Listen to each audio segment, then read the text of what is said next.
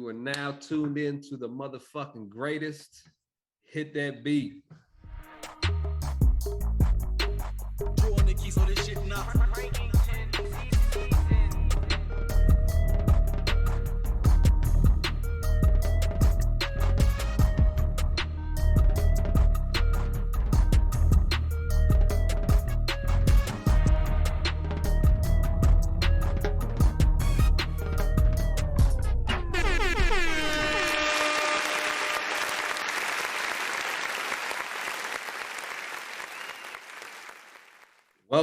Welcome back. You know, we had a little break and everything, but you are now back with the Man Cave Sports Podcast.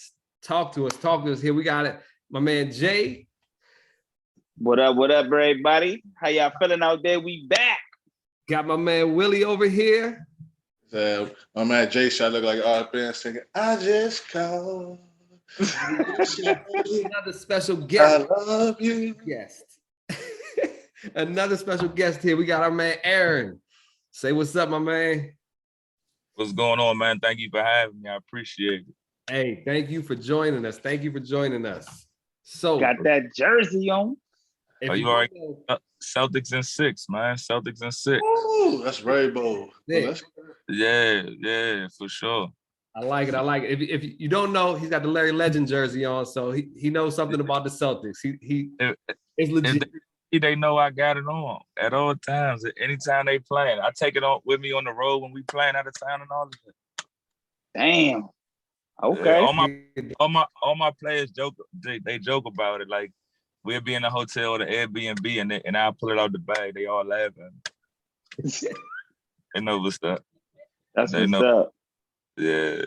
That's what's up. So you're talking about players and everything. So tell us a little bit about yourself. We know you're coach. What was it? But you stepping into bigger things. Yeah, man. So last few years I've been at Coolidge. Shout out Coach Durkee. You know, Coach Rod, those my guys. I was just hired as head coach at Freedom High School in VA, but I ultimately had to turn that down because I accepted a job at Nike. So I'm out here in Portland, man, working at the headquarters, senior position in ethics and compliance. So, man, it's hard to even like put it into words for real. Just humbled by it. You know what I'm saying? Yeah. So, hey, congratulations. I appreciate that, man. And everybody thinks like once you get to like something like that, your chest all out. It hasn't been like that at all. It's real humbling for me. So it's definitely I'm appreciative for all the people that helped me because it take a lot of help, man. Like you gotta imagine millions of people apply for Nike. So you know what I mean? That's so what's up. Yeah, for sure. Jay said he was applying for Nike, but he obviously didn't make the cut. I told him before we got on, man. I said, I was trying to get, them new releases and shit, man. Yeah. They told me my availability wasn't good enough. So I'm gonna try again though. So yeah, for sure. How long have you been coaching? I've been coaching since probably like 2010. And shortly after I graduated in 2010, I hopped right in. And that's what I'm saying about the humble part, like, because every single step of the way, somebody along coaching has helped me get to the Nike part. Like, I used to work for a guy named Mr. Simons. And when I first wanted to interview with Nike, like, he knew the president of Nike and ESPN. He called him on my behalf. And so that's how I even got the first interview years ago. And so that's what I'm saying. Like, it's just, you got to be, like, I'm just super thankful for all the different people, man, because every step of the way that I coach basketball, somebody has helped me to get to this point. So. Yeah, they say it's not always what you know, but who you know. Always. %, man. Into that. 1,000%. Yeah. Coach Aaron, let me ask, what's your favorite part about coaching? What do you enjoy about it? That's a good question. I think for me, competition bring the best out of us, man. Like that is something about competition. Like we just played. I'm not sure if y'all, how familiar y'all are with high school players and the rankings and all that, but we just played the #1 team in the country. They got DJ Wagner, #1 player in the country. So obviously that's a game that everybody was really, really up for. You know what I mean? And it was intense. That's like, to me, that's like the best part of it, because to me, you only coach or play for the main two reasons is you're trying to win and you want the respect of your peers. And there's no better respect than beating the best. And you know, they rightfully so. They are, even though we beat them, still have the utmost respect for them. They are super tough. And so that's probably the best. I mean, the best thing about coaching for me is just the competition, man. Like, I love to compete. I love for the kids to compete, and that part of it. And I know the politically correct thing is helping young men and all that stuff, and that's part of it. But that's what guys are gonna say. Like, you know what I mean? Right. Like, that's what people are gonna say. The truth for me is I love to compete, and I love to prepare. So it's like, when you prepare for a team and whatever you prepare for work and y'all win, that's a satisfying feeling. So that's what it is for me. That's 100% true right there. Like you said, 100% competing and everything, but preparing. That's what some of these young kids don't know. Like, the effort you got to put in to be on that level, like you're talking about. 100%, man. It's no nights off. And then when you beat a team like that, we were already, you know, ranked one of the top teams, and we had done really well on our Adidas circuit. So when you're like that, everyone gives you their best shot. So you don't get a easy game. Even the teams that you're supposed to be by 30, they're diving on the floor. They're giving you everything. The game we played before we played to get to the number one team in the country, it was a small team in Pennsylvania. I don't even think they had any black players. And man, they gave us hell, man. Like, they really gave us hell. And we barely won. I think we won by 2 or 3.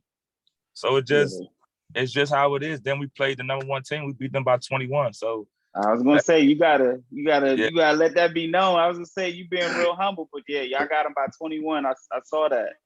Yeah, but like I said, man, we beat them by 21. But even this is how good, like, DJ Wagner is. We were in the beginning. They came out. They hit us first. They was up. They was hitting every shot, and you know, we made our run. Then we kind of pulled away in the third quarter. But even though we were up 18, he was coming down, pulling up from like 30 feet, like dead tired, still hitting shots. Like, and it was like you never got to rest, even when it was 2 minutes left. Like, I still was on edge coaching was. Like, that's how good he is. Yeah, I saw he dropped like 21. He was 9 for like 17 or something. He dropped 21. So he was hooping. And just to show you about being humble, we beat the number one team in the country. We was ranked number 4 in the country. After that, we went to Florida and went 0-3. So damn. But I mean, I'm gonna be honest. We didn't take all of our guys because we have been playing so much. Like, we probably left like 3 or 4 starters at home. But even still, that's how it is, man. Like, it's no nights off when you a quote unquote top team or whatever, however they want to label it. You know what I mean? So. That's what's up. Dope. Yeah. That's dope.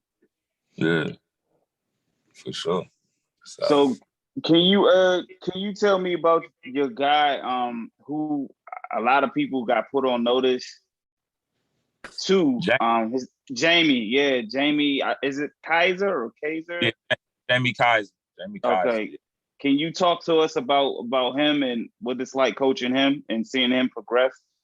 Right. I mean, I think, and this is something I think is really important about high school basketball, is just that, like, I'm gonna be completely honest with y'all. Like, we didn't do anything special with Jamie. So whatever success he's having with us, it's not like we came in and showed him new moves or showed him how to shoot.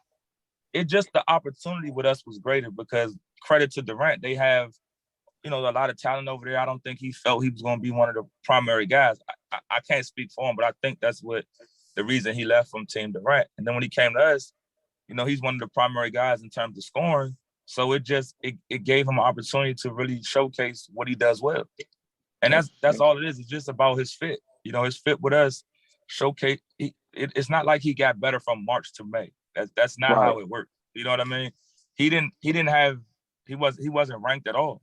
And now he's ranked in the ESPN top 100. So he didn't just get magically better. That kid he works extremely hard year round. So, and he plays football. I think that's his biggest advantage. Okay. He played with that toughness and that edge. He's super competitive. So, you know, I think and coaching him is simple. He's mentally, like, I think he's mentally ahead of most kids. Because you can yell at him, you can whatever. He just looked at you, give you the head nod.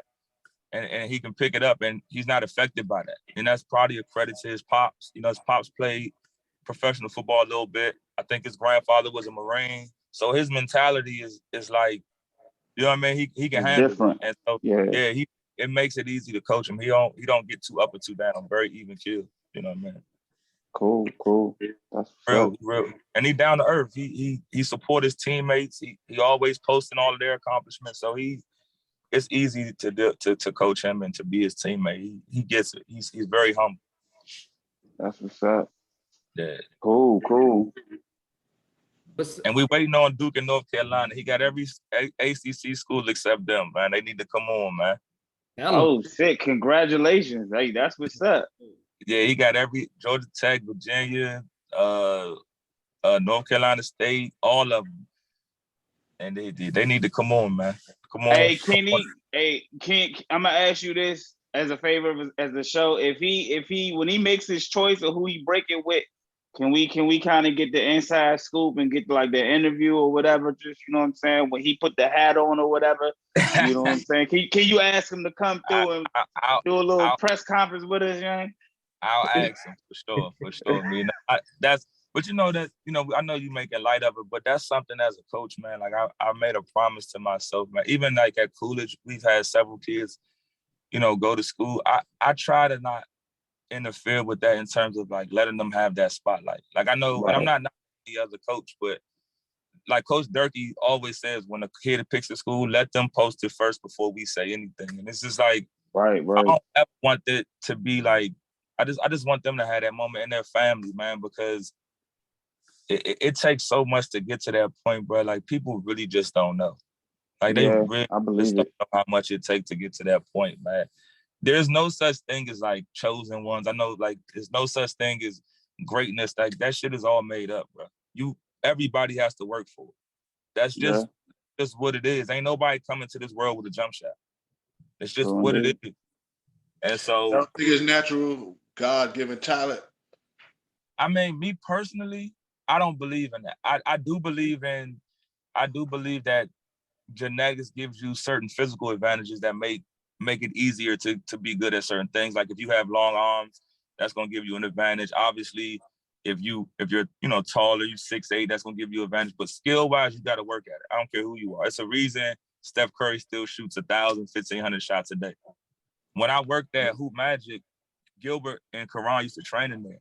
And Gilbert was an all-star, all-NBA. He missed a free throw at the end of the game, and the next day he came in the gym and literally played one-on-one full court for 2 hours and then shot like 1,500 shots. So he doesn't, clearly it ain't God-given. He's still working at that shit. And that mindset is God-given in itself, if you ask me. For sure. I can agree with that. I can agree with that. I'm just like merely talking about skill. And so that's why I preach about being humble so much, because to me, humble isn't saying, oh, I'm not the best. You can brag, you can say all that. Humble is being the best and still working. That's why true. We like guys like Kobe. We like guys like LeBron. We like guys like those guys are at the top, and you still hear stories about how hard they work. That's greatness for me. I would say God-given talent can get you there, but skill and preparation, all that other stuff keeps you there. Give me an example of somebody who you think just had God-given talent. Allen Iverson is. I knew you were going to say that, and I'm gonna tell you, Allen Iverson, he has God-given athleticism, and genetic athleticism, however you want to describe it. He played a lot of basketball to get there. Yeah. He played a whole lot of basketball to get there. He God-given speed, quickness for sure, but he dribbled that basketball a whole lot to get them handles. And that's just what it is.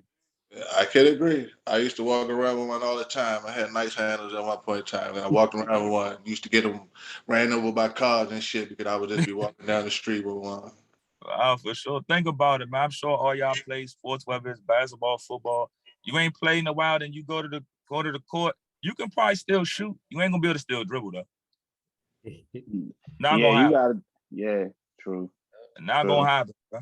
It just is. But we love cliches, we love narratives in the media and all that. So they act like a guy just born with it, and it's cool. Right. You know what I'm saying? I get it, but anybody that's in the business for real, they're gonna tell you like you gotta work for that shit, man. Yeah, I'm telling. I got my oldest son is getting ready to play AAU for the first time.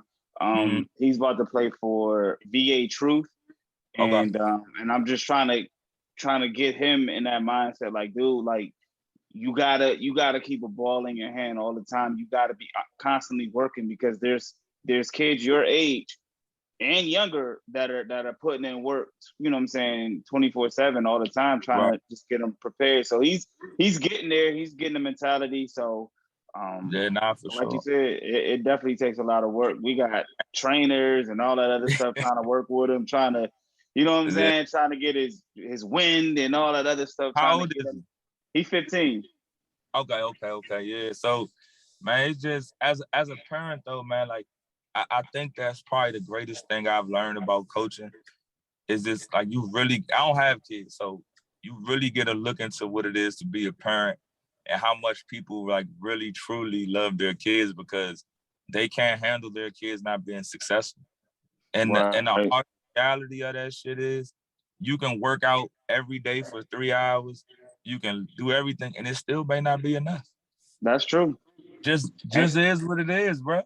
And that's been explained to him too. I'm like, hey, you working towards a dream that so many other millions and kids are working towards. Like you still might not reach that goal the way that you think you may reach it, or however, you know, you might not ever reach it. But you know, some of this shit. You gotta, as a parent, I'm just trying to say, hey, we tried to give you as much as we could to help you get there. Now, how you do it and how it works out, I can't say you're gonna get there, but we're gonna try to give you the tools and everything needed to help you get there.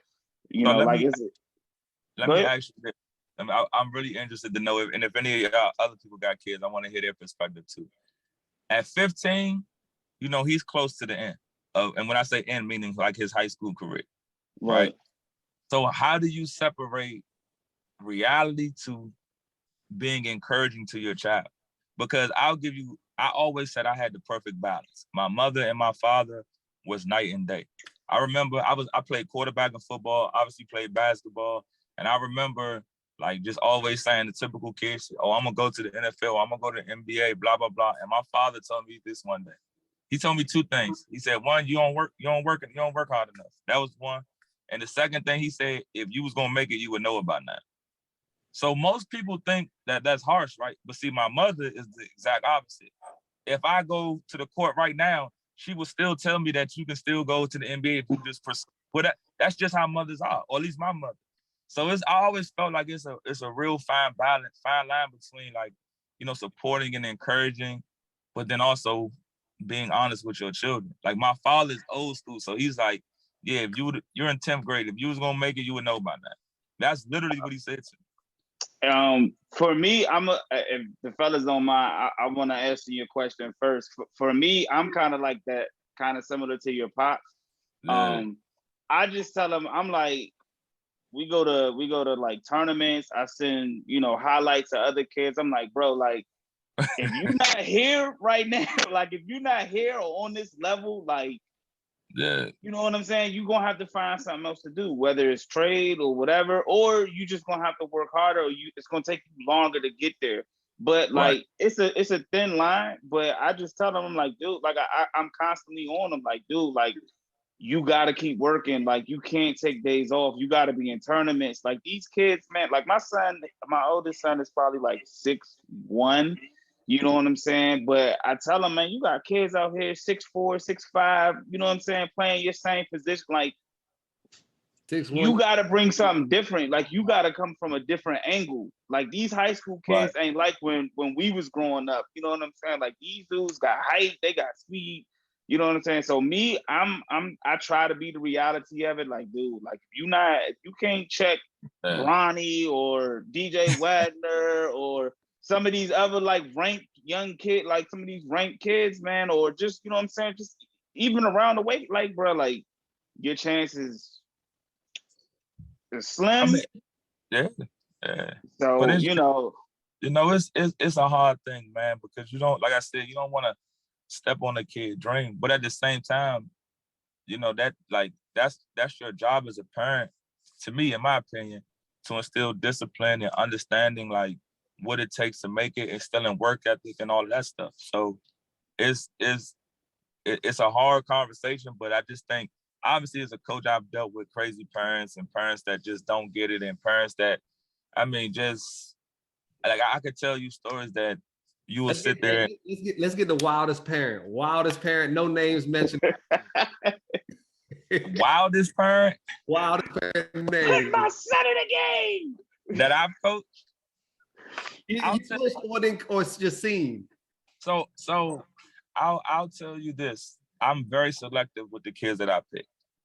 And I'm very selective of what I have around me, and because I know what I'm trying to accomplish and I know what I'm looking for. So I don't really, I've had crazy parents, but I draw the line. But I'll tell you the craziest story though. To me, the craziest story. I had a kid, and it's not uncommon for you to have to pick up kids. Obviously, all coaches go through that. Oh, yeah. So I go to pick this kid up. We were playing in Pennsylvania. I go to pick him up. I have been coaching him the whole summer. By this point, it's like July. We started in like February or March. I never met his parents, never talked to them on the phone, never. And I go to pick him up for this tournament, and his parents are sitting on the porch, mother and father, married, live in the same house, mother and father. Mind you, this is seventh grade kids, never met his parents.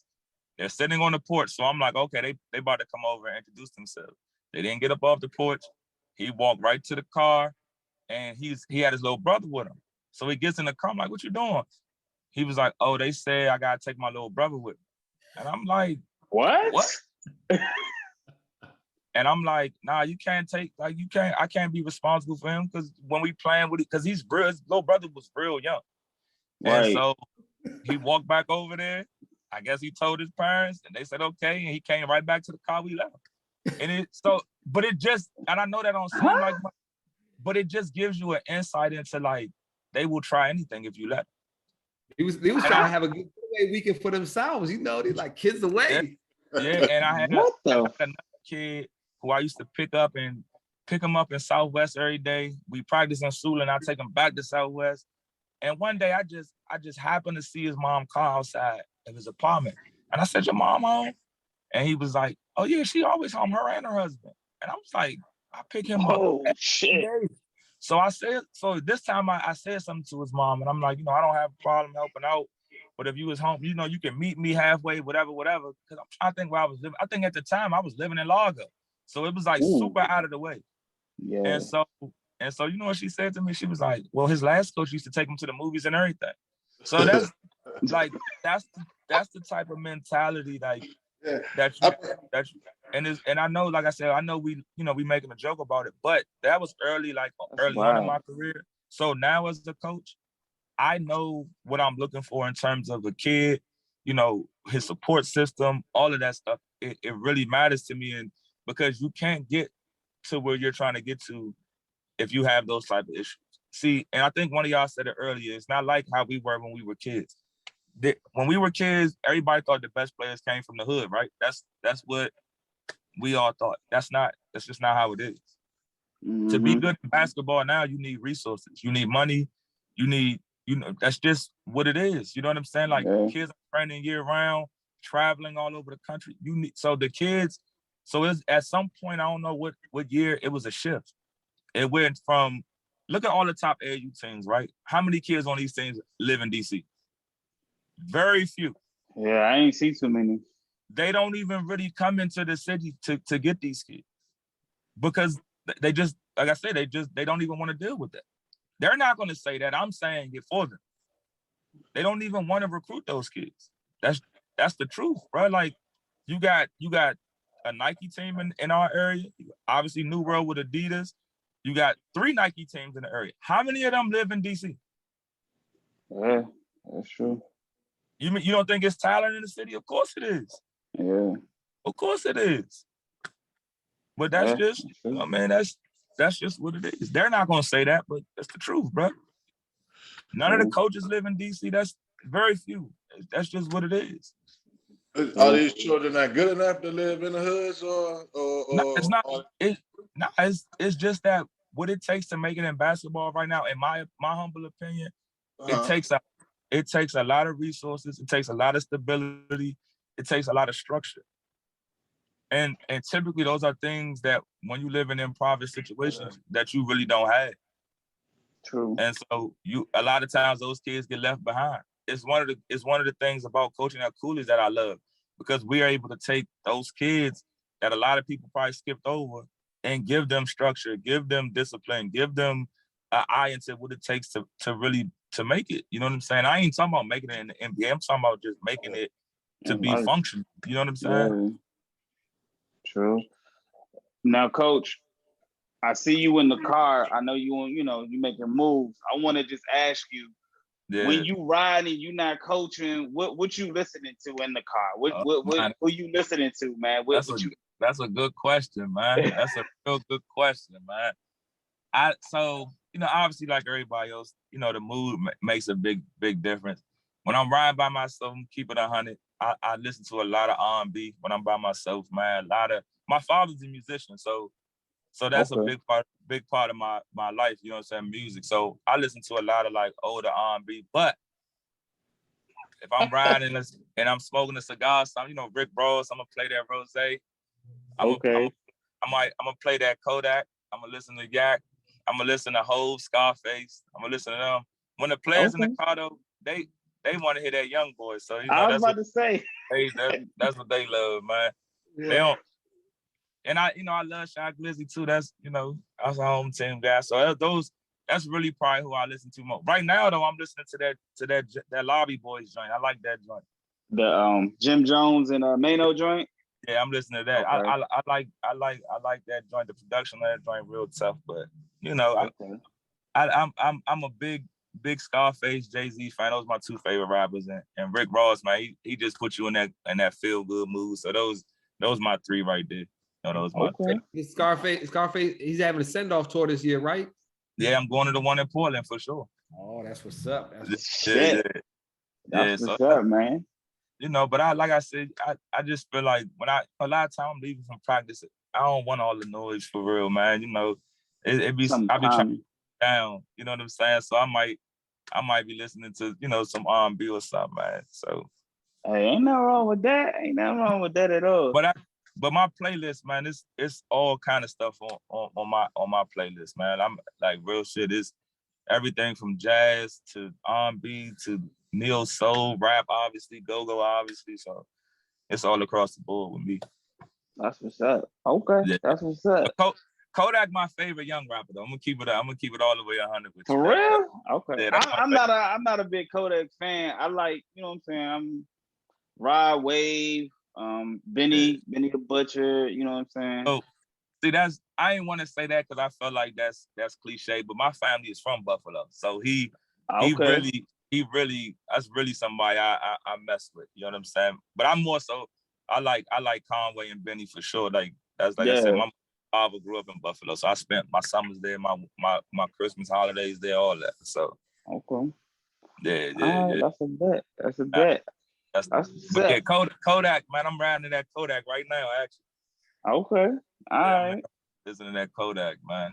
That's what I'm playing. So you know what I mean. So definitely appreciate you giving us some knowledge, and for all those young ballers that's hopefully listening to us right here, hopefully y'all take some of that knowledge and use that shit. Cause and this, man, like I said, man, everything is just passed down. This stuff I learned from other people, so I'm not trying to come off like I got all the answers. It's our job to pass that information on. You know what I'm saying? So it's just, and a lot of it is looking back at me playing sports. And this is one thing I do want to say, like, I do think we play too much basketball.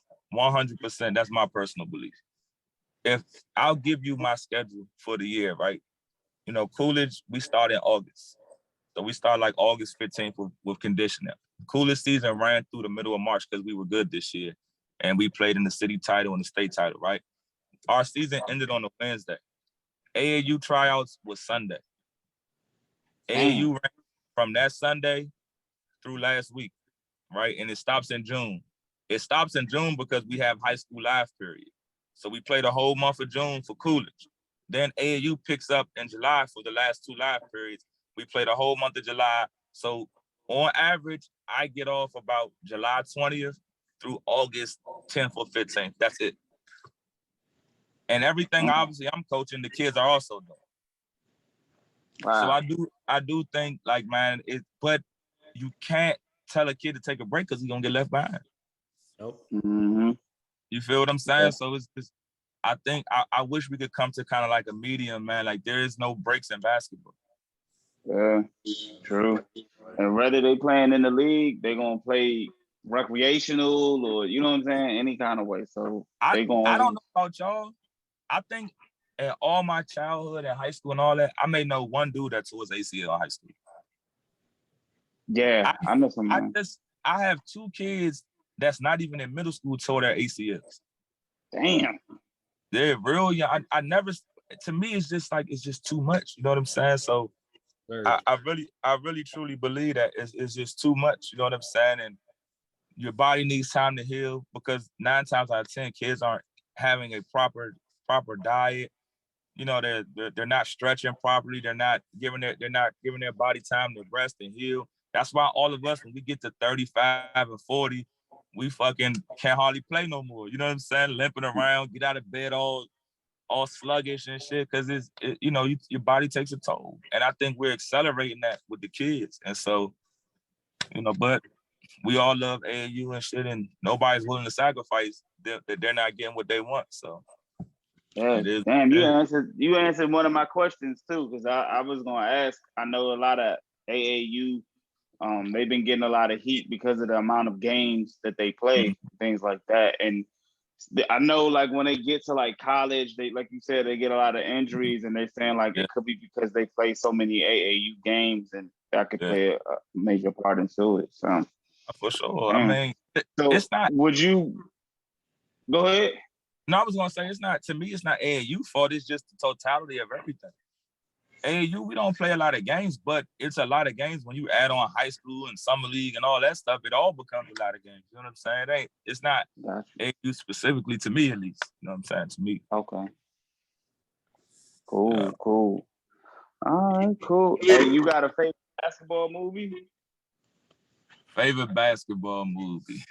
Probably White Man Can't Jump. Because I think that's, obviously it got some real undertones to it. That's true, probably.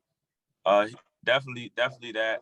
And The Sixth Man. Those are probably my 2 favorite basketball movies. Okay. Neither one I really get talked about that much when you talk about favorite basketball movies or sports movies, but that White Man Can't Jump, most definitely would have to agree. And that Sixth Man, I caught that Sixth Man again not too long ago and shit. And that joint down like had me stuck to the TV and shit. I ain't gonna lie to you. And I'm gonna keep it 100. That's the only movie, and I'm being serious, the only movie I ever cried to. And it's probably because my brother died. So like that scene when his brother died, like that movie really struck a chord with me. You know what I'm saying? But this is still a good basketball flick anyway. Most of the movies though, they got bad basketball scenes. You know what I'm saying? So it's like, that's why we all probably love He Got Game Above the Rim, because the basketball scenes was legit. You know what I'm saying? So chips. But yeah, those are my 2 favorite joints. White Man Can't Jump, definitely on the top of my list for sure. Yeah, that's my joint. We see you got the Celtics jersey on, so yeah. Repping the Spurs, you got the Celtics. We obviously know that they in the finals. I would ask you who you got, but I'll give you my Celtic history. So like, when I was younger, I was saying Larry Bird, so that was a big part of it. But the real truth is that, like, when growing up and when I really shifted to basketball, it was Antoine Walker and Paul Pierce. Like, it's me and my cousin, and that's who we tried to be. I tried to be Antoine Walker. Pierce ended up being my favorite player, but on the court, Antoine Walker was who I tried to emulate, because he was a big point forward that can do everything, and that's how I tried to play. And so I just became like immersed in the Celtic culture, man. Like Antoine Walker and Paul Pierce, the real reasons though. And as far as the series go, man, like I just think we got the matchups. with a bigger team. We're better defensively. We're with a more physical team. But I do think that one advantage that they have, we have trouble closing games, and you can't let them stay around. True. Down 8 to them is like being down 2. So yeah, you know what I'm saying? definitely. That's the one thing that scares me. You know what I mean? So, but is y'all got any more like quick important questions? I'm going to slide up in there.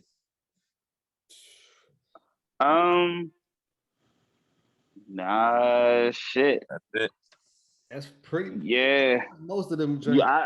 Man. But I appreciate it, man. Like on a normal time, I probably would have sat here and talked to y'all for about 2.5 hours. You know what I mean? Like, so anytime y'all want to got a topic you think I'd be good for, man. I'm always willing, man. I appreciate it. Hey, let the cool. We can find you out on social media if possible. Oh man, social media is Vet Pass By 35, and that's because my favorite car was a Corvette. So when I finally bought one, that was and obviously that's a spinoff the Gucci Mane song. So that was my screen name, man. Vet Pass By, and so that's why I talk. I 99% talk about basketball and life. That's it. I don't really do too much more than that. But basketball obviously was a major part of my life. So, and it's also, man, if anybody ever need like, far as any tips on, resumes or just career advice, and from my experience, I know obviously Nike probably a place everybody would like to work. I'm always willing. So if y'all have a topic or anything like that, I'm always willing to help and give my insight on what it took. You know what I mean? So. Yeah. How can I get my sneaker app to give me these drops? Shit, man. Talk to him, G. I'm going to tell you the trick, man. I'm going to tell you the inside. You got to get a bot. Nah, you got to get a bot. You listen, you gotta go down to your church and pray, bro. That's literally it. No answer. I'm not even being funny. Now for employees, we get to go into the employee store. I just learned this yesterday because I haven't even technically started yet. For real, I'm just doing like the intro stuff. You gotta go into the employee store and you get in line and you can get them in there for exclusive drops. You know what I'm saying? So that's what's up. But even still, you gotta wait in line and you may not get them. Hey, I'm gonna try. I'm gonna keep trying, G. I'm gonna keep trying, man. If I get on, bro, we all on, dog. I got it, man. Oh, I'm gonna definitely try. Yeah, man. Hey, last but not least, we gonna get you in the fantasy football league as well, man. I seen you tweeting about that. Hopefully you don't, you know what I'm saying, you don't smack us like the baseball players, how they got into it. But if you got the time and the opportunity, we would love to invite you to the fantasy football let me tell you, league. Let me tell you, so we do a big money joint every year. So this year, and when I say big money, I mean that not like, I think this year the buy-in was, I want to say it had to be like 400 because the grand prize was 4,800. So I won it this year. So shit! So I might just go out on top because it's serious to us though. Like we take it. I take that shit serious too, man. We gonna let you walk away from that league? Nah, I'm still. It's we take it real serious, bro. Like we really do. Like it gets to the point where like you get up in the morning, the first thing I'm doing is checking the waiver wire. Like it's that serious, bro. I can't explain. You're preaching. I can't explain why. Nobody, everybody else. That's a little investment there. Yeah, I can't explain why we take it so serious, but it became bigger than any of us ever thought. Because we've been doing it for some years now. Started out, then we each put up 50 at first, and every year, you know what I'm saying, we raised it a little bit. So, you know what I mean? Yeah, that's what's up. Yeah, the competition, pretty sick, man. Yeah, I was gonna say. I'm if y'all send me the invite, I'm with it. I'll do 2 leagues, so I'm definitely with it, man. All right, that's a bet. Look, cool. But I hope y'all ain't got no league where people don't be making trades, man, because we be willing and dealing, man. Hey, I'm always down for some trades, man. I'm down for a trade too. I'm willing to deal too. It's just they be trying to get over though, man. That's the thing, man. Motherfuckers be knowing damn well they shouldn't be sending that trade request out. He look like. I know. Just some of them most definitely. I be like, Got either thrown the I'm test. stupid or y'all That- just like, oh man, like what's That's up what with this? That's what I was about to say. We got a saying in our league, like, man, just testing the waters, getting your attention. That's what we doing. Yeah, but Starting the conversation. Just that's man. You gotta throw it out. Hey, We always say, and I'm make with it it. count. Yeah, definitely. Yeah, I'm definitely always willing deal. AG, we got to figure out if we're gonna do 10 or 12 players. I don't do nothing more than that. I don't do like no 14 and 16. Nah, 12. But, See, I like the 12 joint is sweet because if you do 10, if the teams be too loaded, and it take away from the strategy to me. When you do 12, it's more strategy involved. You gotta be on your waiver wire shit. When you do 10, man, it be real good players in the waiver joint. Like I like the 12. Oh yeah, we gotta get him in there, yeah. This shit sound like it's gonna be serious. Definitely in there, coach. No, I'm competitive, bro. Like I'm competitive with shit and everything. So hey, I hope you talk that trash too on the message board wherever. Listen, definitely. I can't give too much, but in our league, that message board is a lot of evidence in there. I just say that. Hey, that's the type of league I fucks with right there, because that's how my league is, if you listen, that's where we share a lot of, I would just say, man info in there. Like, you know what I'm saying? Like it really became like a brotherhood, for lack of a better term, in our joint. That joint's serious, man. Yo, that's what's up. Hey, what's your favorite cuss word, coach? Huh?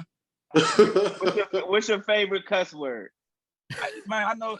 Not even being funny, man. I ain't even a big curse. I mean, I do curse, obviously, coaching, but I ain't. I don't even. And I think that's probably why a lot of kids in this era, I mean, this generation, always fool me, because I just never been a big like scream. Now, when I get mad, I'm very, very direct, very sharp, I cut deep because I'm just trying to get to the point. But just like regular conversation, I ain't gonna say too. That's just not how I'm just not like that. I'm real laid back. You know what I'm saying? So I ain't. You know what I mean? I get, but I goes off. I'm not gonna sit here and act like I don't. So when you don't get that waiver wire pickup, no, that's an awesome answer. I appreciate it, because a lot of motherfuckers probably would have, excuse me, but they would say some, they would have made up some shit. Nah, that's a real answer. I probably say like bum ass nigga. That's probably like the most shit I ever say. I say that to my players all the time. You bum ass and shit like that. Because man, before I go, I do want to share this. Like, that's one of the things I like about coaching, is that although I'm the coach and I'm supposed to be teaching, you learn a lot from them kids, man. And it's like, as generations has changed, I'm not sure how old y'all are, but like I'm 38. So when I was playing sports and all that, you never challenged your coach. You never said nothing to him about what he said. You just didn't do it. My coach used to curse me out. My father would be standing right there. Never said a word. Like, but now, times have changed, so you can't really say a lot of stuff. And I ain't come from that. Neither did the niggas in my hood, but that's different. So I said something to a kid not too long ago, and he said, I told him, because he came to practice, he had pajama pants on. And I told him, I said, man, men don't come out the house like that. And he said, Coach, that's toxic masculinity. So, and it's funny. It's funny, but at the same time, this is what their generation is on. So you have to be able to adapt and learn and to evolve so that you can still relate to them. Another coach said something to a kid when we was in Florida, and he said something about, I forget, I don't even remember what he said. He said, Coach, that's really insensitive. I never would have said that to my coach. And your ass have been running laps. You've been running laps, or the team been running laps. Look, my coach was 6'5". He was a big white dude. He had a mustache. He'd be spit on his mustache. He used to get real close to you, and you just had to take it. Yeah. So you know what I'm saying? I laugh at that stuff, but I appreciate that these kids, man, like, it's a different time. Our time is over. It's about them. They have their way of doing things, and ain't no sense of complaining about it. It's times have changed. You know what I'm saying? You gotta get with the time. So, but yeah, man. So that's what it is. Now they'll tell you in the heartbeat, man. That's insensitive, coach. Hey, I see it all the time. Hey. And I'm not saying I like it. because I feel like you should just shut up and take it, but it is what it is. Hey. Their parents are going to get involved. My father never said 2 words to a coach ever, I promise you. Never. Football, basketball, never said nothing. He just came to every game. He's never said anything. Now, you damn near got to hold a press conference with parents after every game. Every game. Send out Just emails or something, some type of... communicate with them. Even in the NBA, you got the fathers out there. You know what I'm saying? And you know if your kid is good or not. And they would still be down your back about you not doing enough for them. That's just what it is. So, but man, I appreciate y'all. Like I said, man, if y'all have any other topics, man, I'm always willing. You know, long as it's, you know, something productive, constructive, I'm always with it. So, and I can tell y'all talk about, you know, the stuff I like to talk about. So I appreciate that. Hey. Yeah, most definitely, man. Go handle your business. We definitely kick it, chop it up on Twitter, social media, man. That's a bet. I appreciate you. No problem. And your Celtics down 6 right now. I'm about to run it in now. They gonna be done in 6, like you said. They gonna win in 6. But I most definitely appreciate you. I most definitely wish you well in your new endeavor. It's a bet. Appreciate you, man. Well, we want to definitely give a shout out to Aaron. We enjoyed him on the show right there, and I tell you what, I don't mind him coming back for the show again. We definitely gotta have him back. Definitely. I mean, we'll get him back. Tell him how we beat him in fantasy football next year. You know, he can cry him open a little bit. Most definitely. We definitely gotta have him back, man. I like the competitiveness and all that. So having him in the fantasy football league, that's definitely gonna be fun. And just the knowledge that he brings to the table, you know what I'm saying? AAU basketball style. Since we talk about fantasy football and everything, you know, something in the news recently, we had some MLB, I won't say superstars, but they're kind of good. They're kind of good. Okay? Tommy Pham from the Cincinnati Reds, pregame warm-up, walks up to opposing team player, San Francisco, Jock Peterson, and straight up slaps the man because of a fantasy football dispute. Yeah. No questions asked. Jock Peterson got asked about it. He was like, "What brought this on?" And fantasy football. Definition of on-site right there. No questions asked. Oh man, now that shit wouldn't have happened if Jock Peterson was still with the Braves, though. Real talk, I'm letting y'all know that. Shit wouldn't have happened, yeah. Supposedly there was some. It's a big money league. Obviously, they're making money. The commissioner of the league, supposedly Mike Trout, MVP Mike Trout's the commish. And Tommy Pham said he's a fucking shit commish, no doubt about it. I heard that too. I guess when he's never mind, I'm gonna hold my comment. Go ahead, let it go ahead. Jock Peterson supposedly is stashing players in the injured reserve spots that aren't injured, and he's cheating, he said. So what ticks you off about fantasy football the most? Let's get into that. Man. What ticks you off most about fantasy football? I think for me is when people don't set their lineups, man. When people, I've never done no shit or even been in the league where somebody's done what Jock Peterson has done. I didn't even know you were allowed to do that. Like I didn't even know that. But when people don't start when people don't play their starters or don't change their starting lineup, that shit deserves a slap. Like, dude, why are you in the league? Yeah, like I just want to have him replaced like right away. Like I mean, once before, you know, when we didn't have like the access to it, you had to be in front of the computer to do it. Like it was a little bit more acceptable. But now we got phones and shit like that. You got the app and all that. Like, it's no reason now you shouldn't be able to set your lineup. So for me, my pet peeve. You getting kicked out the league for that? What you talking about? Yeah. That's my biggest pet peeve when people don't set they lineups. All right, what about you, Willie? What about you? Oh man, I'm that nigga. I'm that nigga. Like for real. I mean, just I don't know, man. I'm in a little different space, a little different realm, to tell you the truth, man. Like a part of me be into it, another part of me, man, like life moved too fast, man. Like we was talking about earlier, like I've been in another space, a different realm. Yeah, so I'm out of the league already because I don't really be that shit that really hurts you sometimes, man. Unless we got some money on line. That's why I ain't go into the league last year. You know what I'm saying? First few years we was at 50, and then he jumped up to 100. That was too expensive for my taste of blood for some shit like that. I'm like, all right. And I don't really. Nah. Yeah, that's still my pet peeve though. Really, even when I miss it, you know what I'm saying. I'd be like, yeah, right. Especially, you know what I'm saying. Usually when you miss it, you win. You would have won. You know what I'm saying. A couple years I got dogged because of that. I got dogged, and the next couple years I came back and I got better, and I still wasn't all the way there. But I'm like, man, I probably can actually make some noise if I actually fuck around and do what I'm supposed to do. Yeah. But yeah, It does I'm take the guy. commitment. I mean, if I only play fantasy. I only play fantasy sports for money. So I guess that's why like I look at it as the investment, like you said, Willie. So I'm like, young, I'm trying to double or triple my 50, my 75. So I'm gonna do what I can the best way that I can. I can't afford to like you said, normally when you don't play that player or when you don't set the lineup, that's when you like, damn, I would have won that week. Yeah.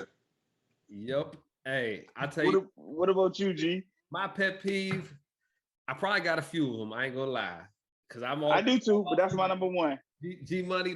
I'm about the money out there, Jay. You know.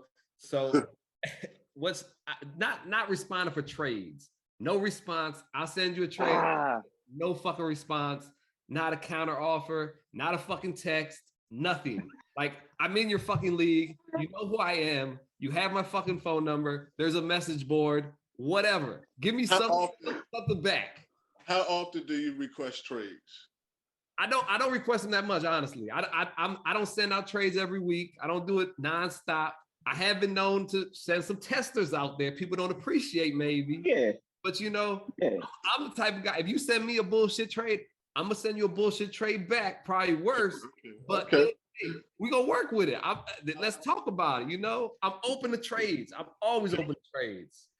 Yeah, that's a huge pet peeve too. Like that was another one of mine as well, man. That shit's so fucking annoying. I feel like I'm pretty good when it comes to drafting. I'm pretty good. So I'm similar to G where I don't really ask. I don't do a lot of trades unless like I lose somebody mid. You know what I'm saying? Like you lose a key player or you lose somebody, you know, that week and you know they're gonna be out. You like, you know, so it's like you can at least acknowledge me, like, nah, I ain't interested or some shit, dog. Don't leave me on red, dog. Come on, He's untouchable. Man. I don't know, man.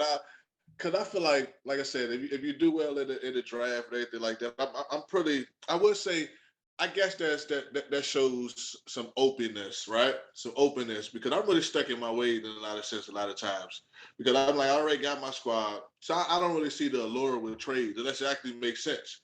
But just to okay, let's see what you were offered. I'm gonna see. You know what I'm saying? Like I understand the strategy. It is just a game, right? But I understand the strategy. But I don't really see the. Nah, that's a strategy. Yeah, I mean, yeah, but I'm talking about just to let's work out a trade. Let's see what we can trade. You understand what I'm saying? Like I don't understand that allure. Nah, I feel you. I'm pretty loyal to my squad because I'm like, nah, of course we all would like to get somebody that we don't get, you know what I'm saying? And it's like, you as long as somewhat equal, because I don't really believe any fantasy football trade is equal, right? Like there's no real equal, you know what I'm saying? As long as that person can give me a similar amount of average points, you know what I'm saying, that the other person that I'm trading is gonna give me. But like, I'm pretty solid on my picks, but I'm just like, every now and then I kind of want to see what it would take because everybody got an offer. Everybody got a price. So it's like, if I can pry that person that I was trying to get or that I would have liked to have gotten, you got them, like, what will it take to get that person? So Oh yeah. It's oh man, I can't wait for fantasy. Sometimes I think it's just like a bad bitch that a nigga want that he think he want. Yeah, he just because he think he want her. You know what I'm saying? Not because she actually go brings up to the table. Let me just see if I can get this bitch. You know what I'm saying? It's like one of those things. I ain't never really like I that. like that comparison. I like that comparison.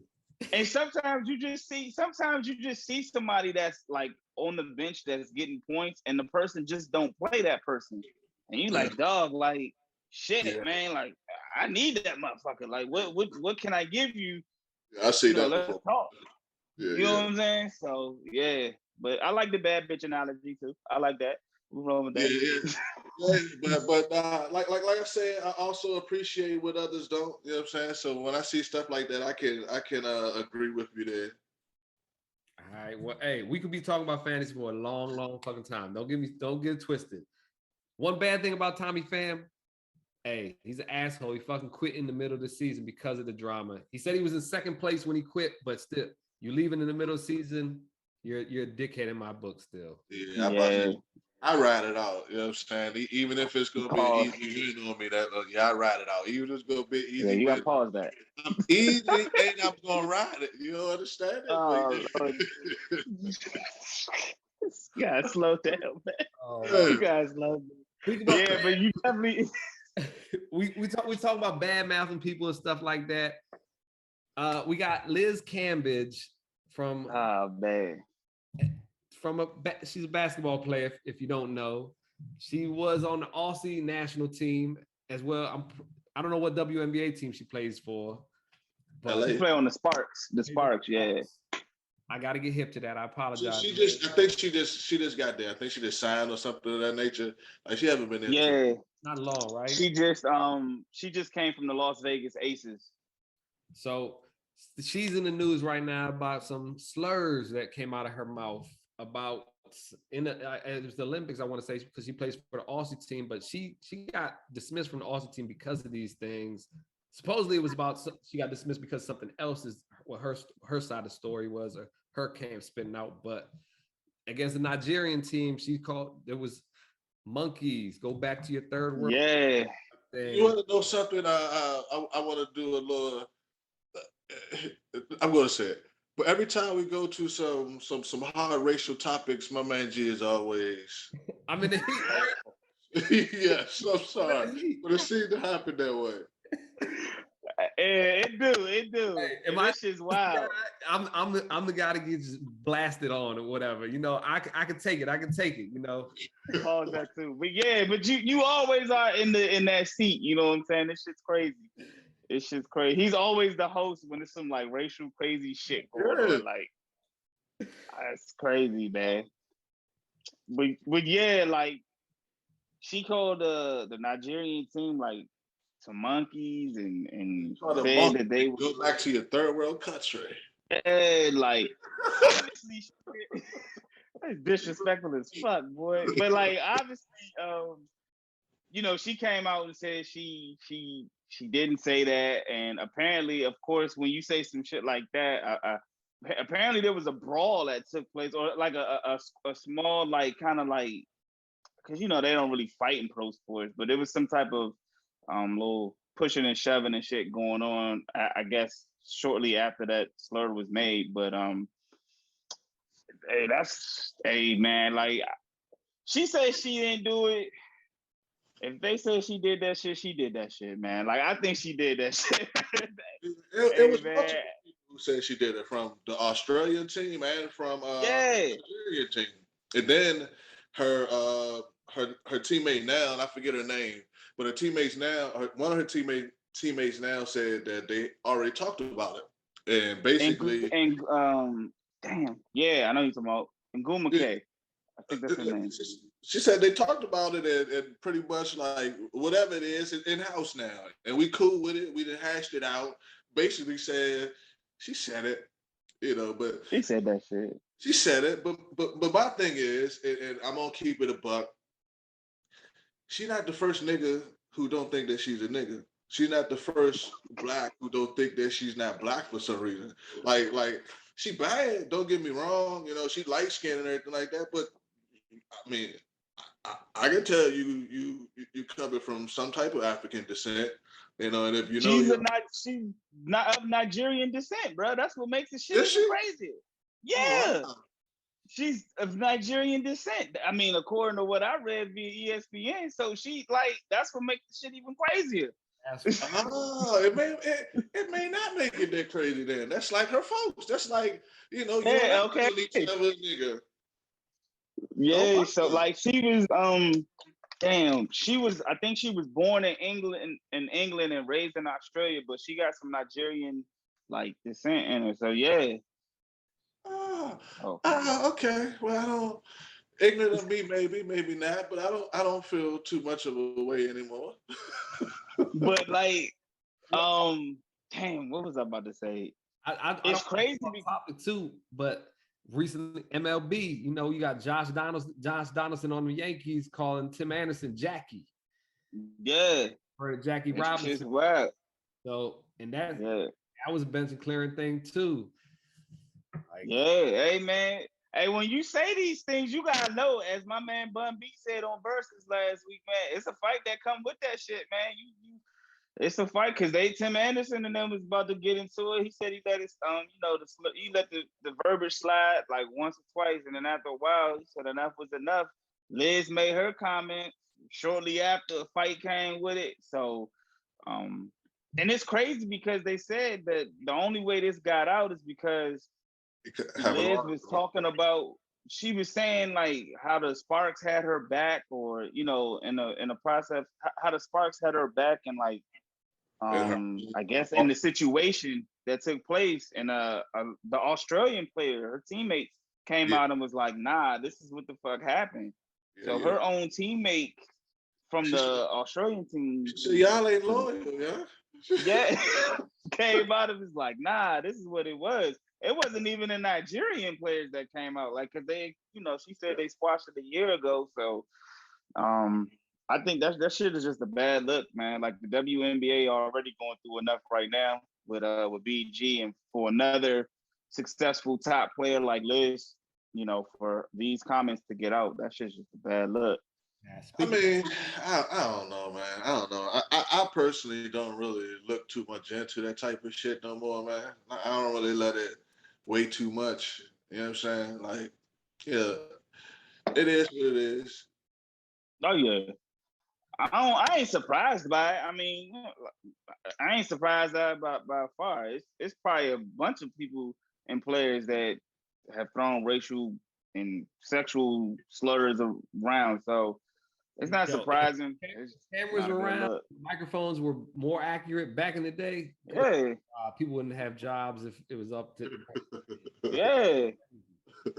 So, but just know. Speaking of bad looks, though, let's move on to another guy, Deshaun Watson. Bad looks. Got DJ Khaled over here. Another one. Another one. Hey man, we might Dirty D, man. Shit. Yo, so we Cleveland Freaky Dan. all this shit for him. Baker Mayfield still on the roster. I think that's why they're keeping him on the roster. He don't know it. He don't want to be there, but they're like, look, we still got you here. We don't. You the ex, but you know what? You gonna still make our fucking dinner for us, please. He did. I told y'all before. He was side joint, man. Living the guy we want. He one foot in, one foot out. We ain't quite ready to let you go yet. Hey, side chick joint. Hey, he 23rd, another one. Oh man, this shit. We were kind of speaking about this kind of like before. Even with our guest Aaron, we were kind of talking about this, man. Like before, when the news broke, it was kind of like, damn, all this news is coming out because he doesn't want to play with the Texans anymore. And I ain't gonna lie, I was kind of like hoping that the shit wasn't really true, but I can't like I say with Freaky Dan and crazy ass Jae Jones, man. When there's smoke, there's fire, man. And it went from 23 to now 24. You know what I'm saying? Like it's all these women can't be lying, bruh. Like all these women can't be lying, man. Like it's gotta be some truth to some of it. I mean, you know, I didn't watch enough Law and Orders and How to Get Away with Murders and all that shit, man. Like, He needs Johnny Depp lawyers out that joint. yeah, he needs something, man. And even if you get found innocent, proven innocent, it doesn't necessarily mean you innocent. It just means that you proved a better point. You know what I'm saying? So NFL already came out and said, well, he didn't officially say it, but there's been talks where he's out for some games. We don't know how many, but he's definitely out for some games this year. yeah, he's definitely. What's the over under on Deshaun Watson playing? Like how many games he suspended? What you got, G? I got him out at least 6 to 8. I say over under. He's gonna get 8.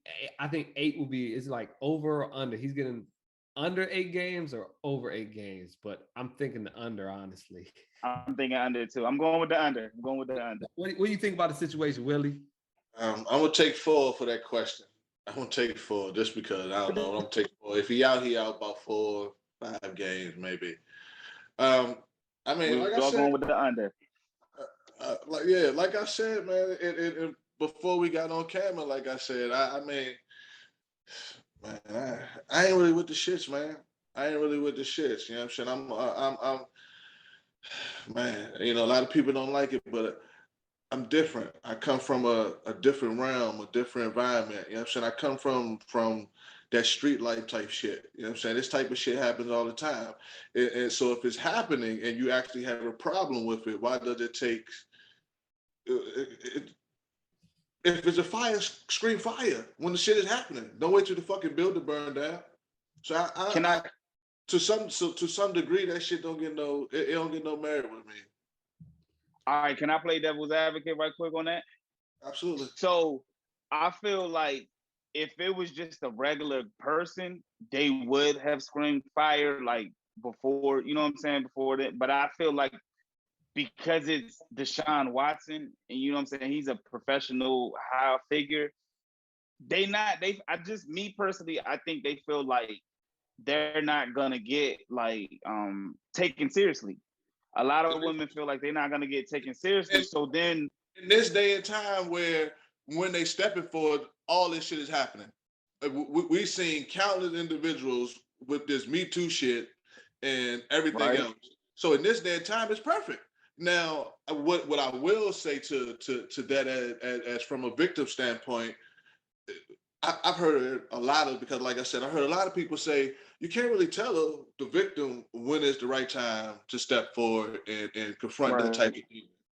So I can hear that. I can hear that argument, but all that though, if it's because of his status, then it's because of his status. Now, if his status has been affected by something else, then was it a crime or a motherfucker mad, and so now they want to put some shit on? Well, because we've seen that too.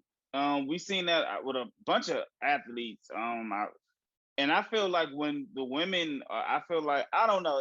It's a thin line to walk on, but I feel like if they're lying, that they should definitely be prosecuted. Just, you know what I'm saying? Because at that point, the pro athlete, their name is slander, they losing money and this, that, and the other. So if they're lying, then yeah.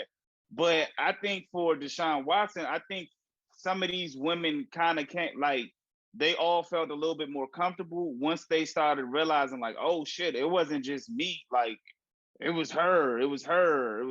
And like G said, it's another one, like 20, like 12, 14, 16, 18. Like, goddamn, like we still running the numbers. You know what I'm saying? Like, no, because I haven't really followed it, but like I said, that even brings. I said, 24 though. We gonna find out what the real deal is either way or 24. Could there be some look? Could there be some incidents that happened that the other person didn't want to take place at that moment in time? 24, you got a good probability that it is. But at the same time, all that shit I don't feel like is real. So I don't know, man. Like everybody didn't disagree at that point in time. Everybody didn't say no, and then this nigga just was allowed to go out and I mean, I don't buy it. Not here, not there, not nowhere. You hear Sam I am? I don't buy it. Dr. Seuss, tell him. Hey, well, Dr. they Seuss said all from this stuff too, So. yeah, like absolutely. I mean, they saying 18 out of the 22 active suits accused Watson of inappropriately touching women with his penis during a massage therapy session. So I don't know, man. They saying Buddy was getting off. He was busting on youngins, like 4 youngins, having youngins, like groped 4 women, and just a bunch of crazy shit, man. If he is, yeah, like, man, I don't know, man. It's somebody lying. I don't want to say lying, but I guess we'll figure it out. I think, like I said, I took the under on how many games he'll be suspended, but this shit is. It ain't looking good. I mean, we know he didn't get found guilty on criminal charges, but shit, like, I'll tell you this. If it is true, like if he did do what they say they did, you know what I'm saying? It's a pattern and it's a behavior. And if that's really who he is, like, that shit's gonna happen again. We'll hear about it again. Like, it won't stop after this. You know what I'm saying? Like, it'll probably happen again. Well, this ain't the first time. This ain't the last time we'll probably talk about Deshaun Watson. Nah. I can agree there. As we've already talked about this fool multiple times already, and we're still talking about this guy. Well, another guy that is always on the media's mind that everybody talks about is Kanye. He's got his Yeezy label, Donda Sports. They're doing big moves. Hopefully not ruining no careers out here. Nothing, they signed with Aaron Donald and another guy that's in the finals right now playing tonight, Jaylen Brown, to them. So, what do y'all want to speak on that? Go ahead, Woody. That's your man, Yeezy and shit. Go ahead, holla at him, man. Talk to him. Yeezy. That's my man. That's your man. That's my man. I fuck with Yeezy. I mean, for real, when I hear it, it reminds me of when Master P jumped into that round. When he jumped into that agency. Yeah, when he jumped in there, that's what it reminds me of. It really didn't end well. You can't say that many. Well, only know one, and that's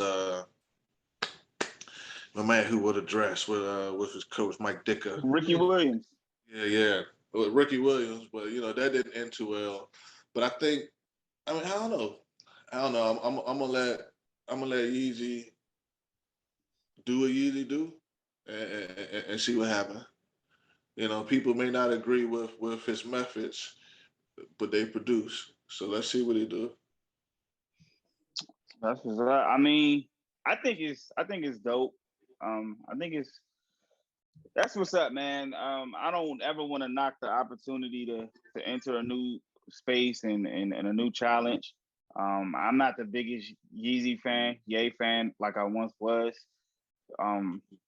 But I mean, like, similar to what Jay did with Rock Nation Sports, it gives players an opportunity to sign with, some of their own. You got your boy AB is the president of Donda Sports. So you have a former athlete, because he's not playing this year, but he's not retired. But you got an athlete that's kind of running the division. I did not know AB was running the division though. Yeah, so I don't know if it's going to be positive or negative. So I was gonna keep it positive because I was gonna say he's been in the world. I don't know who's doing the negotiating of contracts. Well, they said it's more marketing. They did say it was more like marketing side. So that happened fast. They was talking about that. That happened fast. They start talking about this during the Super Bowl time. Yeah. Okay. That aspect of it. Because I feel like AB would know what to have on the contract and what you need off the contract kind of things too. At this point in his career, he'd be like, look, I need a stipulation about if I take my fucking jersey and pads off in the middle of the game, I'm allowed to come back. I need that in my contract. Little bullshit, man. Like fine print. I don't know, man. I think it's good. I think it is what it is, but I think that's what's up, man. Like Yeezy's he's doing things outside of music in the fashion world. So I know with Aaron Donald, he hasn't been signed yet. So that's going to be their first challenge to see if they can work something out with the Rams. I haven't got a chance to listen to all of the interview he did with I Am Athlete podcast, but I did read that he said if he does get back on the field, they're supposed to do like a collabo cleat. I think marketing wise, I think who better else than Ye and Antonio Brown? Like Antonio Brown flung his jersey in the stands, and the next day, and like this within 4 hours, promoting a new song. Like who better? Like, you know what I'm saying? Like they both are masters of the media. So like, for marketing wise, most definitely. So we'll see what they do on that aspect. For Aaron Donald, I know Jaylen Brown is still on his 2-year deal. He still has 2 years remaining on his 4-year deal with the Celtics. Kanye kind of spoke really highly Ye spoke highly of Jaylen Brown. Said they went after him because they his activism, and he's a real smart guy and things of that nature, and they feel like they can make him and he didn't make him really good things because he ain't about to win this finals. But go ahead. Yeah, I feel we're gonna get to that, but they said they can feel like they can kind of make him into like a superhero type of guy with on the court and off the court. So we'll see. We'll see how that goes. But hey, you got two of the best, Yeezy and AB. Marketing. Just to backtrack again, my man G be getting me all attentive and shit, and then he go sit there and talk about throwing the damn jersey in the contract. I'm like, what's going on? What's going to go on this contract? Hey, no bullshit. Hey, would y'all sign with? Let me ask y'all this: who would you rather? Would you sign with Rock Nation or Donda? Whew. Rockefeller, y'all. Okay. All right. I don't know. If I get the Yeezy, if I get forever Yeezys, all the Yeezys, these motherfuckers is coming. Certain stipulations too. Yeah, I can dig it. So, what you think about it, G? I mean, hey, it's another agency. It's great. It's nice to have another agency, another option for all the athletes, honestly, because you don't want everybody to just be stuck. You got to choose this one or this one. This is Ye. It's for athletes. It's the culture, hopefully for them too. Yeah. Aaron Donald's he's on the tip. He's at peace if he don't even come back on the field. I know, like you said, podcast. He's good. He's because he told everybody, like, this ain't no secret. I've been told everybody I'm playing 8 years. I'm done. The Super Bowl came on my 8th year.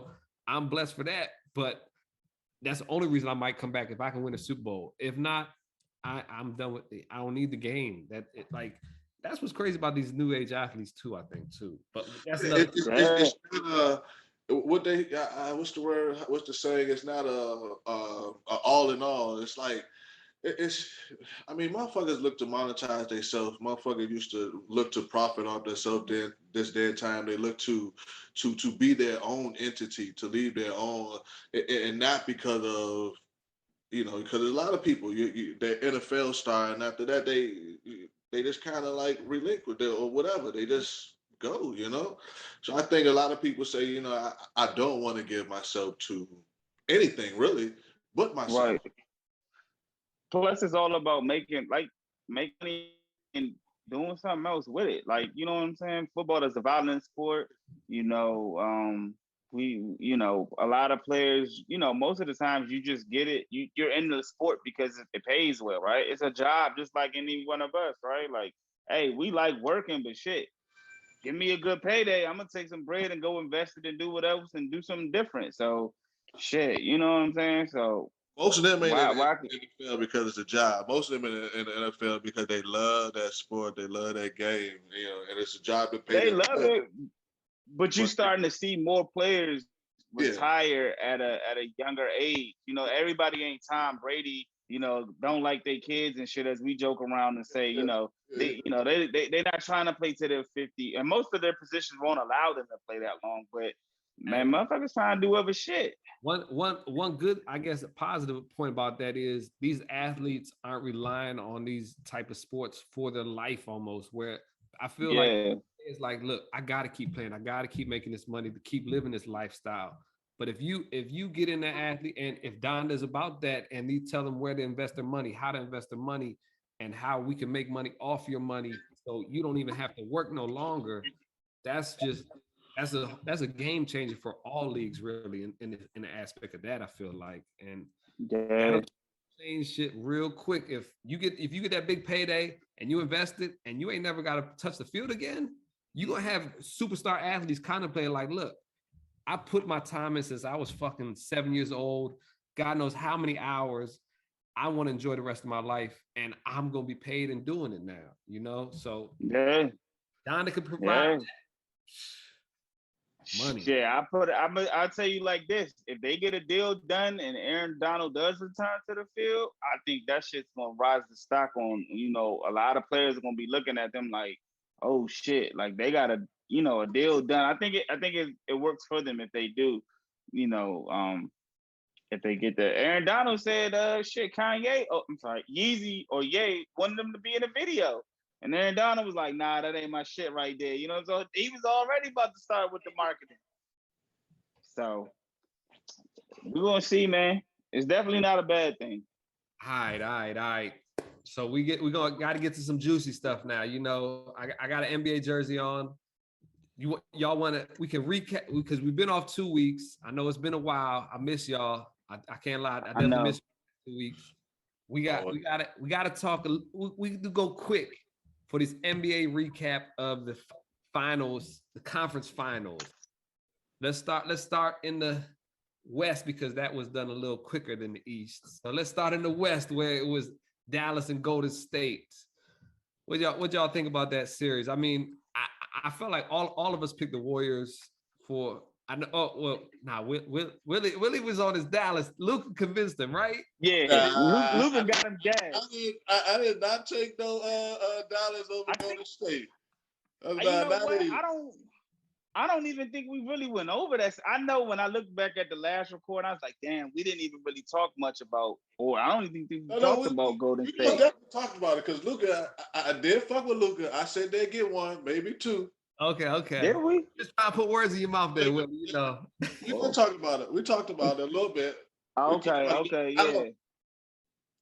Yeah, I'm pretty sure we talked about it a little bit. But nah. After my whole Phoenix crush or whatever you want to call it was gone, or actually, if we go back when who picked Golden State to win this all? Somebody, when you said Golden State, I was like, actually, I forgot about Golden State. They healthy now, stuff coming back. I was rocking Golden State for a minute now, just so. Yeah, like Golden State is. You can't not help. Yeah, you can't not help like Golden State. That Mavs series went quick, boy. To me, the story of that series was Luka needs help. Who do you bring to help Luka? Because I mean, he still did his thing. Yeah, he did his thing, but Jalen Brunson tried. He was balling. He really stepped up in a lot of moments, but Luka just need help. I don't know who you get, but he need help. He definitely need help. Like I think we're all in agreement. Golden State had that one pretty much in the bag. We felt like in 5. Yeah, they got him the fuck out of there real quick. Real quick. On the other aspect of real quick to grueling out there, we had our producer's favorite squad, Miami Heat, going against the Boston Celtics, and it was a great fucking series. Let's just say that it was a great. No, it wasn't. It wasn't. It was supposed to be a great series. Nah, fuck that. No, it was games, right? Nah, fuck that. it was great. It was great on paper, right? It was definitely great. He's like, oh yeah. I mean, shit, I was hyped too. I was like, oh yeah, these motherfuckers gonna be like the old Eastern Conference Finals, Eastern Conference Finals and shit. Every game's gonna be close. Man, every game was a damn near blowout, man. Like, nah, that shit wasn't good. It was good on paper. How can it not be a good series if it's 7 games? Yeah, that's what I'm saying. You had like a blowout, a couple close games. Some of them, but that's the blowouts because both teams had a blowout. It wasn't like one team had like 2 blowouts, and then it was both teams had blowouts. So it showed that basically it showed the balance. It showed that Vegas had their hands in that shit. It showed Vegas had their hands in that shit. Oh, you want That's what that shit showed. That's what that shit showed me. Cause dog, I'm turning the game on. I'm like, all right, it's gonna be good. Miami go up 29. Like all of a sudden, but like, what? Come on, yeah. Like, yeah, I think the first game, that shit was whack, man. Like I was highly disappointed. It went 7 because I don't know, man. I disagree because first and foremost, a lot of people and Butler did his thing. Jimmy Butler did his thing, but he had some weak games too. But to me, that's his game. Like that's part of his game. That's part of his game. Like he had those weak ass games. He had some games where it's just like he looks like. But I think Jimmy Butler was probably playing the best basketball out of a lot of the NBA superstars in the playoffs. He was averaging like 29 and like 8 before he had the knee injury. Once he had the knee injury, that's when he kind of started having like those bad games that you're talking about. That's why but still, when he was playing, they still got blown out. They won the game where he left game 2. They won that game, but they were still taking turns. Like, all right, we won by 20. All right, y'all turn won by 20. All right, okay, then we're gonna make a little run. Like even the game, what game was it? The game 7, they were like a 14-0 run to even get it. Like, come on, man. I thought the Heat lost. Obviously Celtics won that series, but I also thought the Heat lost that series themselves, kind of thing. Where it was game 3. I want to say game 3 or 4. That, like you said, they were up 20 something, and Boston comes back and wins that game. There's no way in hell if you playing Vegas, if you playing Heat basketball where you let them come back after being that much up in the second half. What's Heat basketball? Hey, that's not LeBron James and D Wade.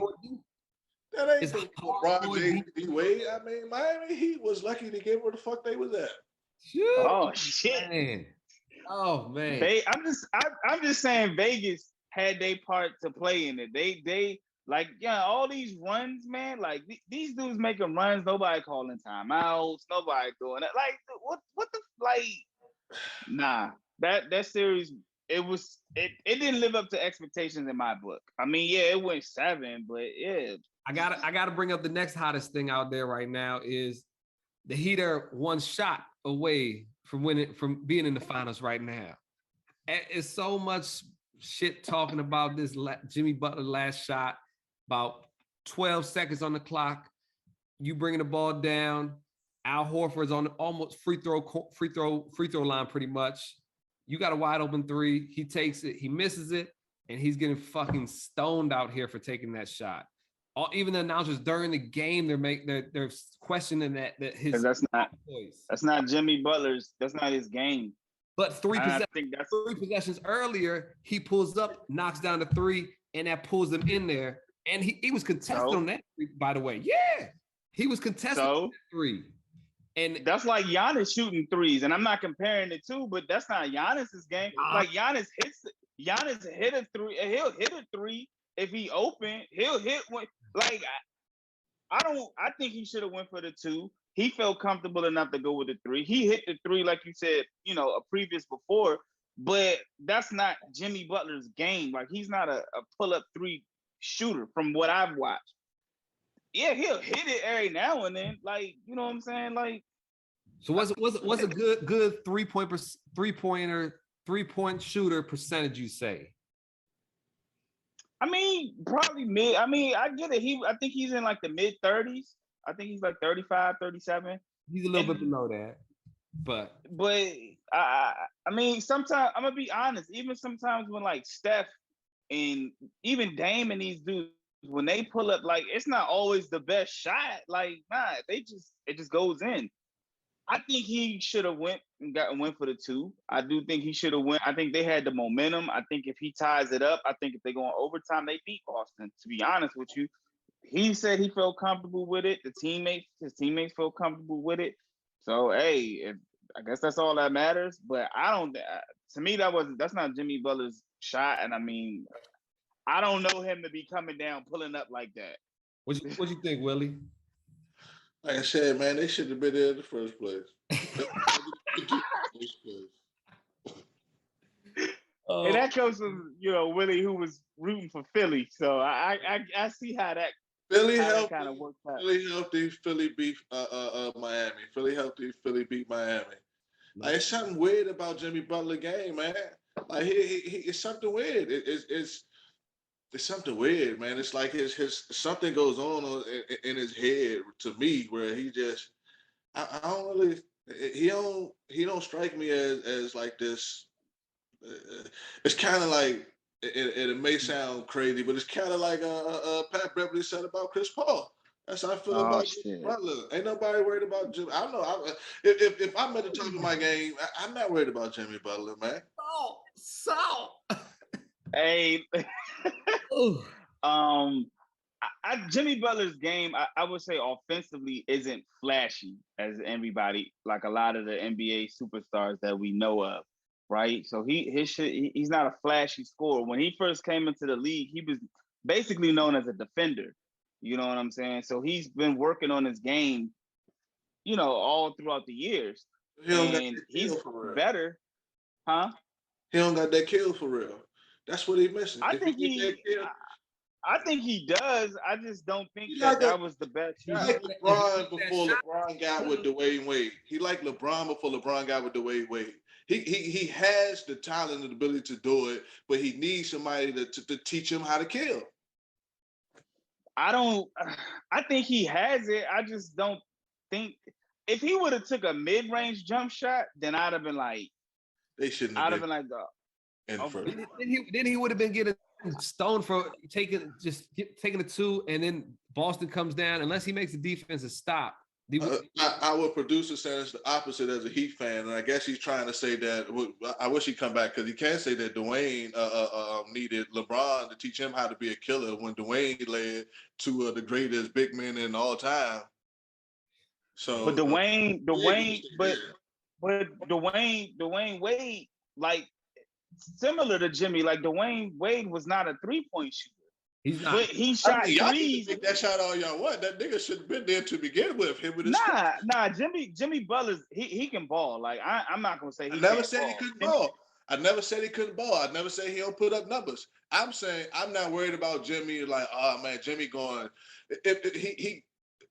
He not gonna dominate shit like that. He score all them points. He need to score that all the time. But I think dominate you to no championship with them. He's not gonna do it. He need a squad.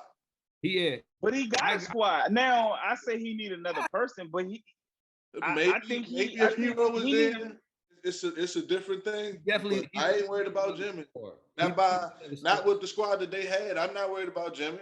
I don't care how many points Jimmy put up because he's gonna have to do it. He's not gonna do it every night. Tyler Hero did it. He did it damn near every series every game this series, other than the one he was out. Hey, what they say, the sunshine on the dog has or some shit, I can't get it, but hey, I'm saying, like, I'm not concerned about Jimmy. I'm not even trying to be funny. Do I prepare for Jimmy if I'm a coach? Do I come in there? Yeah, but Jimmy is not somebody I'm just like, man, like, not for me, man. Not for me. Not you crazy. I ain't crazy. I ain't crazy at all. Like I said, I know killers when I see him, and Jimmy don't strike me as one.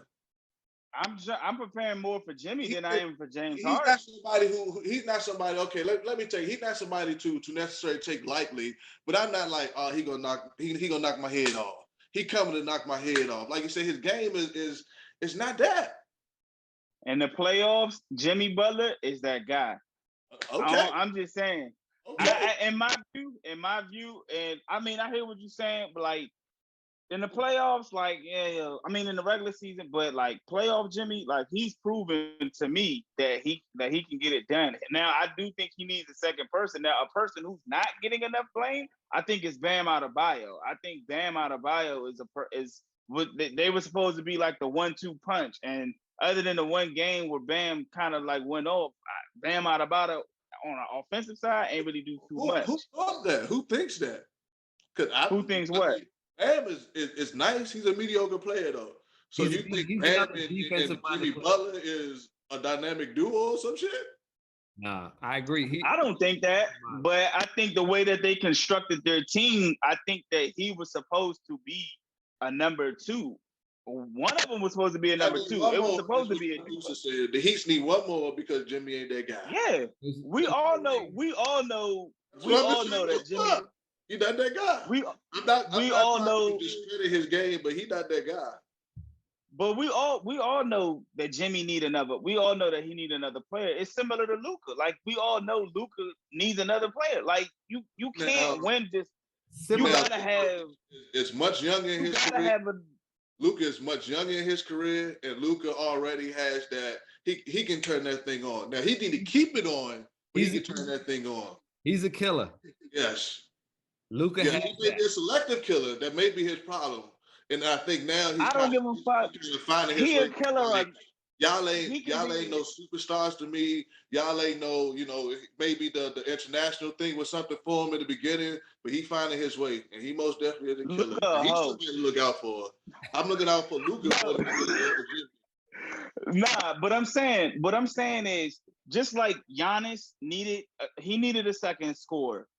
Luka needed another score. Jimmy Butler needed the same thing. He needs the same thing. Like whether we consider him a 1 or a 2, like in today's NBA, you cannot beat a team in the playoffs with just yourself, just one superstar. Like look at the 2 teams in the finals. They got at least three players, you know what I'm saying, on each team. You got Steph, Clay, Jordan Poole. I ain't even gonna say Draymond because he ain't no real scorer. He gonna pass every shot. And on Boston, you got Smart, you got Jaylen Brown and Jason Tatum. So all I'm saying is, Jimmy, I guarantee you, I put it like this on that Philly team, I guarantee you Philly be further. And if you give Jimmy Butler another dominant player, I guarantee you Miami be in the finals in the next 2 or 3 years. He thinks the same thing. He wishes 2 or 3 years. Yeah. Like I said, Jimmy not that guy. Give him Jimmy not that guy. I don't even know why we still on this. Hey, let's stop talking about these losers, right? Let's stop talking about give Jimmy Embiid. Well, Jimmy's not gonna get Embiid. That's not gonna. I'm just saying, give him a type of player like that, or you know what I'm saying. Once Jimmy make that tweak where he wants to. Once Jimmy make that tweak where he wants to dominate and enforce his will night in and night out, then maybe we could talk about Jimmy being that guy. In my book, anyway. Hey, well, look, Jimmy's not going to get Embiid back. Embiid's not going to get Jimmy back. And they're going to cry about it. They're going to talk about it. What could have been, what should have been, what possibly would have been, whatever. But let's done talking about these losers. Let's get into the NBA Finals. We got the Boston Celtics. We got the Golden State Warriors. We got one of the most dominant dynasties in the history of the NBA, one of them, against one of the more recent dynasties in the NBA, the Golden State Warriors. Who do y'all got? Why do y'all got them? Let's talk. Who's going first? Jay, talk to us. So I'm gonna just I know we moved on, but I'm gonna just say this: before Jimmy got hurt, I'm gonna just throw this. He was averaging 29. I'm just saying. He was averaging 29 and 8. I don't know what else you need him to do, but he was putting up numbers. But before he got hurt, outside of that, I got Golden State in 7. Why Golden State in 7. Why not 5? Why not 4? I think the story. Honestly, I'm looking on it from all angles. I think he's got a little cheat sheet right here. Golden State is up by 14 right now, or Golden State is up by 11 right now in the third quarter. Oh, but live at the same. But if you check my Twitter, I said Golden State in 7, but right before we aired. So I actually thought Boston was going to win Game 1 because they normally win the games that you don't expect them to win. But I think the storyline for Golden State, like I try to look at like from the gambler's perspective as well, like the storyline. Although I think Steph may get his fourth ring. It's his fourth, right? I think he gets his fourth ring. I even think Steph gets MVP of the finals. I just think that Boston's Achilles heel is like what our guest Aaron said. They're known to kind of like they can't close out games. You know what I'm saying? Like I think it's gonna be difficult for Boston to kind of like, how can I say it? It's gonna be a good series. I just got Golden State. I think that the storyline. I think Steph, Clay, and Jordan Poole are gonna get them over the top. Better offense to me beats better defense, for real. And I just think that I want Jason Tatum to win a ring. I think he's a dog. I definitely want Ndoka. I would like to see him win it as well. But I can't bet against Steph and Clay. I think Boston to get some games that, like I said, that you'll be like, damn, I didn't think they was going to win. So that's why I got to go in 7. I just think that the storyline, and I'm not betting against Steph. Okay. I can dig it. What you got, Willie? Talk to us. I like Golden State.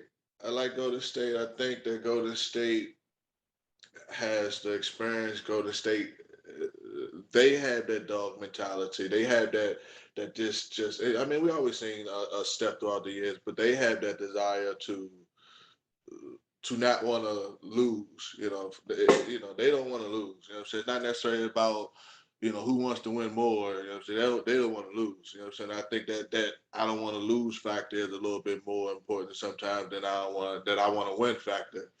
But I will say I wouldn't be surprised if Boston pulled this thing out though, because Boston is the other squad that I came to. Hopped on. Things started. Yeah. Once they started to unfold, because I didn't watch Boston begin. I remember my young nephew asked me at the beginning of the playoffs. I'm like, I don't know, because the Boston that I watched was the Boston from the beginning of the season, and they wasn't really looking too good. I haven't seen this Boston that ended the season, but like I said in some previous podcasts, I think that they understand what they need to do, to reach they have reached that championship level. They're in the finals, but I wouldn't be surprised if they figure it out, especially with the coach they got over there. You know what I'm saying? Like, he may not have the experience that Steve Kerr or Golden State has, but you can just look at him. He got some poise, he got some fight in him. You know what I'm saying? He I like the coaching, but it's up to the players, in my opinion. When it's all said and done, it's up to the players, and I'm not too sure if they're ready, but we'll see. I think it'll be interesting. But I go Golden State 6 or 7, but won't be surprised if Boston pull it out. Okay. Yeah, hey, Boston has made a hell of a run. Don't get me wrong. They've taken out all the teams that took them out the past 3 years. They took out the Nets. They took out the Bucks, and they took out the Heat. They had a tough road to get to these finals. Now they're going against the Warriors, and they're out of gas. They're out of gas for me. I think the Warriors chop them down real quick in 5. I don't know if the NBA, and like Jay always says, I'm saying, let them. I don't know if Vegas will let them go end it in 5, but it's ended in 5. Steph Curry, like I told y'all, All-Star game. Steph Curry never won All-Star game MVP. Bang, bang. Steph Curry never won an NBA Finals MVP. Bang, bang. I think he gets to that this year. He's cementing his legacy this year, and let it be known that I am one of the fucking greats in the league. Y'all will remember me forever. I think when you ask me, I think that Golden State also has a better bench, and I like the simple fact that Steve Kerr utilizes his bench. All the players on his bench, they get Otto Porter back, who didn't play the last few games. against Dallas. I think it was the last game or two. And they get Gary Payton the second back. As we all know, he got hurt in the controversial Memphis game that we spoke about a few episodes back. So getting those two players back right there, two extra bodies. Gary Payton Jr. could definitely give you some minutes against Tatum and Jaylen Brown. So I think Golden State also has something to prove. I think they want to let folks know that, like, dog, like, we're back. You know what I'm saying? We just needed to get healthy. And I think that, I think that with all that kind of going for them, I think that they will win it in 7. And Steve Kerr, I think we've realized that Steve Kerr, even though that the talent is there, Steve Kerr does do a good job coaching these guys, because when Steve Kerr was out against Memphis, we saw Memphis go up, beat Golden State, go up by 52 at one point. So like Willie said, Steve Kerr with his coaching staff, I think all those factors play into Golden State winning. You know what this y'all feel like though? It feel like Bulls LA. Feel like when Mike and them came in 2 days, but I'm not gonna say that Boston about to turn into, well, they already, but I'm not just saying they're gonna, be dominant like that. But it kind of gave me that kind of feel. Like this young squad that's kind of, like you said, they figured their way out. They didn't surpass those who was knocking them out in the previous years, and now they're like, okay, we're kind of catching our rhythm. I don't think they're out of gas, but we'll see.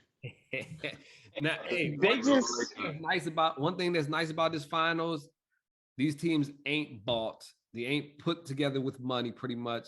Their superstars were drafted by these teams. Tatum, Smart, Brown, all drafted by the Celtics. Clay, Curry, Draymond, drafted by the Warriors. So they're showing the like, hey, you ain't got to go out and put their money on all these big name superstars. Like, come here, let's make this super squad team or whatever. If y'all fucking management works, it works. I was reading an article today from ESPN about how the Warriors GM, damn, I forgot his name, but he went out on a limb once Clay got hurt. He had to make a lot of fucking moves. They get the number one fucking pick. They have the worst record in the league. They get the number one pick, James Wiseman. He's not even on the roster. Not even on the roster. The number one pick in the league. Like, not even on your roster right now. So he was was he number 1 or I think he was number 3? Numero uno. He was number 1? He was number 1? Okay. He was a number 1 pick. Yeah. You go and people perspective or suspected that they would be even better with James Wiseman because of the way that he plays, because he can shoot the jumper. He can, you know what I'm saying? And he's got height. He's a pretty good defender. So you can use Wiseman and Steph or Wiseman and Clay, in the pick and roll. So people felt like when they got James Wiseman, they were going to be even better. And the fact that they've made it without him even being on the floor just shows how good they are. Clay got hurt again. They had to trade they had to get D'Angelo. They flipped D'Angelo for Andrew Wiggins. Andrew Wiggins coming there. He's the talk about him. Dog. Talk about him, G. Talk about him. That's your names in them. Encompassing that role of, look, I'm gonna get mine in offense, but that's not why I'm here. I got my brothers here, Steph. I got my man Clay, and Jordan Poole is coming out and just shooting buckets. Like, he's the guy that's gonna be matched up with Tatum. I feel like he's gonna be on Tatum.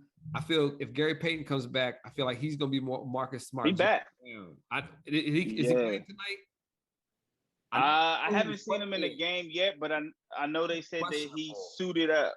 The last thing I seen, Steph Curry had 30 in the third. So, I mean, he MVP prediction right there, no doubt. I mean, they only up 12. I mean, 12 in the NBA means nothing nowadays. But we're gonna definitely see. It's gonna be interesting. It's gonna be real good.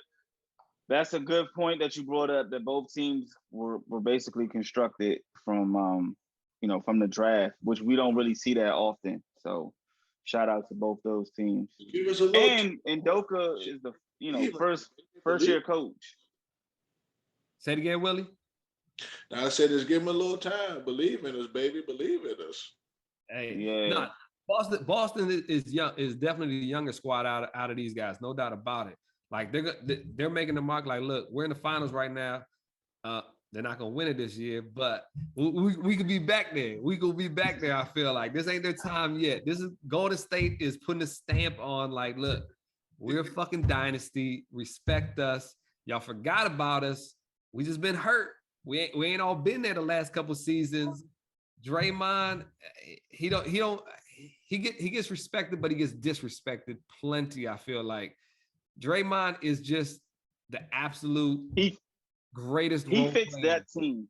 Great, one of the greatest role players. Let me ask you this. Role player. I mean, like he's a superstar, but he's a role player almost. Like he does everything, anything. He fits that team. If you take Draymond off that team and put him with the Wizards, is he still the greatest? I'm just saying.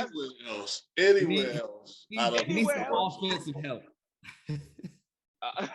He just fits that team. Oh yeah, but you take Draymond off the cog right there. Everything runs through him. Like offense, defense. He's their quarterback. He might not be the guy. He's their quarterback pretty much on that court. I feel like for a basketball team. Yeah, he's definitely a huge piece. We saw when Draymond was out during the regular season how they struggled a bit, but Draymond is all right. He works for that team. He's a system player. He works for that team. I don't want to knock him because he's in the NBA, so he's done something to get there. But I just think that you take Draymond off the Warriors and put him with any other team, he's just a regular role player, in my view. Okay, I tell you, like Tyler Hasbro. you put him on the Heat. You put him on the Heat. No. The Heat don't make it the finals? Nah. I don't know about that. I do. If he's on the Heat, what is he doing? Defense. He's a defensive badger out there. He is. But the Heat don't need defense. The Heat need offense. Yeah, we need offense, but the problem with the Heat wasn't Tatum ain't putting up no 30. That's for sure. Yeah, but you need Miami didn't struggle defensively. Like after a while, like when you're not scoring, that defense wears down after a while. Just like in football, like if your team isn't getting first downs, your defense is gonna wear down. Miami's problem was never defensive. Like we all knew that they could lock down. Their problem was offensive wise. Yeah. And Draymond just doesn't bring anything offensively to them. I mean, we watched him pass down literally wide open shots, literally wide open. He would sit there and wait for Steph or Clay to come around that screen and pass them the ball. Nah, he ain't what the Heat need. Nah. He ain't doing nothing for nobody else. Maybe the Nuggets, because they got a lot of shooters, but nah. If you put Draymond on another offensive good team, he can make things happen. I can't say he'd make Luka go to the next level because Luka needs help on. Nope. He needs shooters too. They need defense in Dallas. Yeah, they need defense too. They need defense in Dallas. Golden State just put. Say that again. No, I'm just saying I can't see Draymond nowhere else. I can't even really. Neither can I. I would have to see it to actually say, oh, okay, he could do this stuff. Yeah. And I mean, there's no disrespect to Draymond. I'm just saying, because before they got KD, he was scoring. It worked. I mean, most definitely. Yeah. I mean, Draymond ain't never averaged above 15 for a season. Let's be real. Not even close to 15. I feel like he's always been like, I'm gonna put 10. I'm gonna put 6, 7, and 6 up, and I'm gonna give you a steal, and I'm gonna give you a block a game at least. And I'm going out here and who y'all call y'all killers and y'all dogs, and I'm gonna make them scared. I'm gonna shake them up. I don't even think he do that no more, young. I don't even think defensively he's okay, but I mean he's not what he once was. It's psychological. You know hey, he's the closest thing to my man KG. I feel like the way the attitude and the stuff he brings to the court. That's the stuff I love about KG. Yeah, he brings the energy. Offensive better. Hell of a better offensive player. Boston down 7 right now. But because this is the Vegas part of the game right here. They got Andrew. It really isn't. It really isn't. It really isn't. Man, they got. I mean, it could be. I'm not watching it. I don't know what the referee's doing and anything like that. But basketball is a game of streaks, and if you have teams, that's just like Coach was saying. He said they beat the number 1 team by 21 points. The team before them, they barely beat them by 2 or 3 points, and then they go a week later and get dogged 0-3. So it's like it really is like a game of streaks, especially if the players are there. You know what I'm saying? These Bammers got on the floor. Andrew Iguodala. This Bama ain't been heard of the whole playoffs. I don't know why. And they got don't be because he been hurt. Yeah, I don't know why. I'm not trashing him. All I'm saying is, bro, like, why is he in the game at this point of the game? I'm not knocking anything that I'm not saying he can't do, bro. He not even in, like, he ain't been on the floor. Why is he getting these important minutes? Hey, he's a specialist. He's like a Draymond type of player. Steve Kerr has a place in his heart for him. No doubt about it. Then tell me that. Man, tell me he got a place for him in his heart, but don't like right now. Like you just told. Remember, you just said Golden State was up 14. These Bama's down 5. Ever since they put him in the game, the lead has went down. Why is he still in the game? People need breaks. Oh well, That's Vegas, man. We all got Golden State. It looks like in the finals, right? Yeah. Definitely. We're gonna see where we at next week. We got breaks between games. I think we'll get to. It should be at least game 3 by next week, possibly game 4. I mean, I got to go to state, but like I said, I wouldn't be surprised if Boston find a way to pull it out. It's not like I wouldn't be neither. I agree with you. All right, so y'all both a little flippy floppy. I'm staying not really. Strong out here. No, I think Golden. Potential, even balance, and it can go either way. I guess you could say that. You're right. I'm actually doing the gesture. I think Golden State will win. I believe Golden State will win, but I wouldn't be like shocked if Boston won. I'd be like, okay, I see how I got it. You know what I'm saying? Like I wouldn't be like, I don't even understand how Boston won. Like I wouldn't be like, oh, okay, yeah, they won. Whatever. I don't got a dog in the fight, but I do think Golden State beat them in 7. And I actually thought Boston would win this game because Boston, to me, throughout this NBA series, playoffs, has won the games that you didn't think they were going to win. In my book. If I'm betting, man, Steve Kerr is 30-2 first game of every series. So usually good time for him to lose. Vegas. There you go. Now this is time because the Celtics are favored. Like I think they said like 86. Disrespect. I think the Celtics. I think that's the Celtics are favored to win the series. Nah. I think betting wise, I think I thought it was Golden State. I looked on the bet joint and Golden State was favored on the bet joint tonight. I thought that was a little odd, but I did see something that said that that Boston was favored to win for like 70+%. It was 86-14. Yep. But betting wise, it's crazy. It's crazy. Now let's move on. We're gonna get back to these NBA finals next week for sure, because we'll see some games. But let's talk about all NBA team, first team, second team, third team came out. All NBA team, first team, Giannis as the power forward, Joker as the center, Devin Booker, shooting guard, Luka, point guard, and Jason Tatum as the small forward. Do y'all agree with that lineup as the first team? Could there have been somebody else on the lineup? Should somebody else not be? What's you hinting this? You know, because you hinting to it. You hinting to it. Oh, you know damn well Joel Embiid should be in that lineup.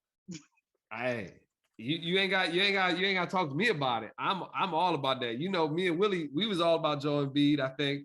So I'm pretty sure Willie got the same mindset. What do you think, Willie?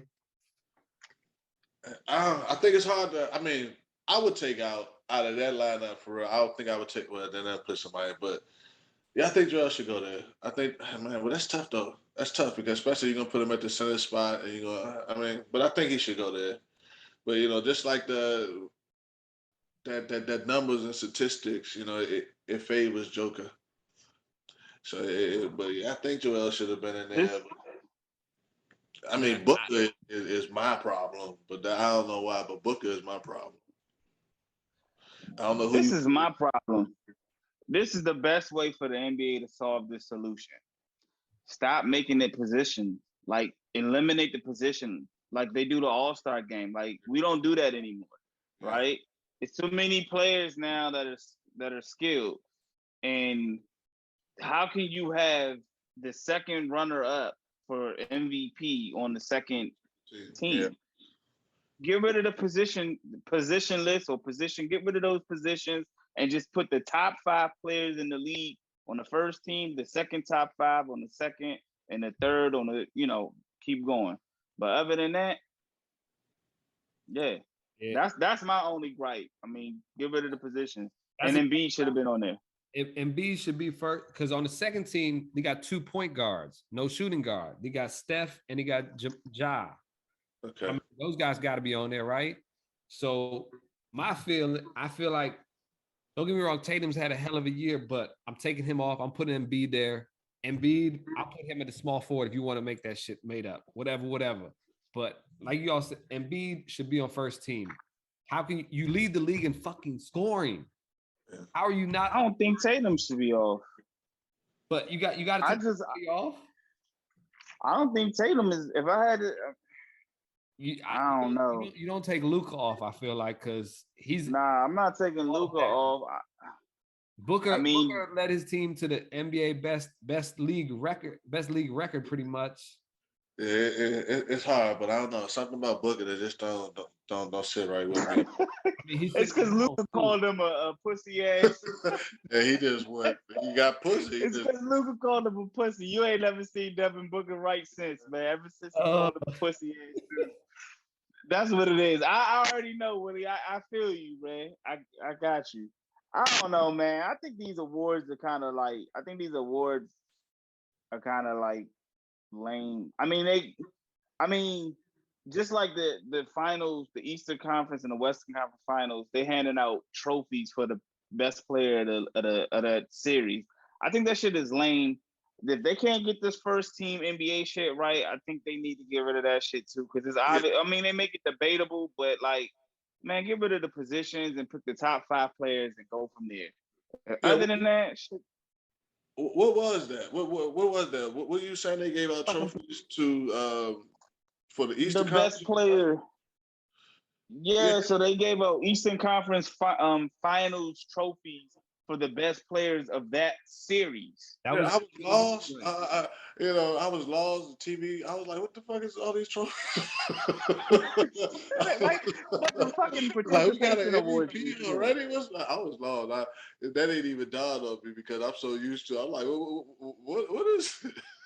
Yeah, it's the first year they did it. So, and I mean, I honestly even still don't think they gave out the right trophies to the best players. You know what I'm saying? They're gonna give it to the players that are scoring the most points for the most part. I mean, to me, the MVP of the Golden State Mavs joint was Kevon Looney or Andrew Wiggins. Like, but Steph got it because he scored a bunch of points. Looney was putting up big boards out that series. Good. Yeah. He was average. I was like 8. I don't know what. But every time I look at the stat line, game is tied. 19 boards. That shit was wild. Game tied. What the game? Vegas. 103, 5 minutes, 30 seconds left. Sheesh. Vegas, man. Sheesh. Vegas, man. So we talked about the NBA there. Let's move on to a little boxing match because I mean that's what we're going. That's what we're watching right here. We're watching the punches thrown back and forth, bang, bang, bang, three-pointer back here. So we had a boxing match last week. Gervonta Davis and Rolly Romero. Knock that motherfucker to the metaverse. Yeah, I saw the replay. Obviously, I didn't see. I ain't gonna lie, I didn't see the fight. What y'all think about it? Did y'all catch the fight? What y'all see? I tried didn't catch. I couldn't find it. I didn't catch it though when it aired. I was trying to get a link, man. I couldn't get the link. I was at work. So I was kind of like watching it on Twitter, and I kind of caught the highlights afterwards. I'm gonna just say like this. My man Rolly, somebody gotta get him some trash talking, you know what I'm saying, like skills kind of, cause like listening to him talk shit to like it was really cringing. Like I was like it didn't sound like it was him. I was kind of like Tank. I was like, that's not really him. That's not his forte. Like he was like, man, you're not gonna beat me, man. Like, cause you short, man. Like I'm like, that's it. Like that's what you got. Like you got some real. Like that shit was terrible, man. Like go to middle school, like yeah, like nah, like that shit was terrible, man. I thought that shit.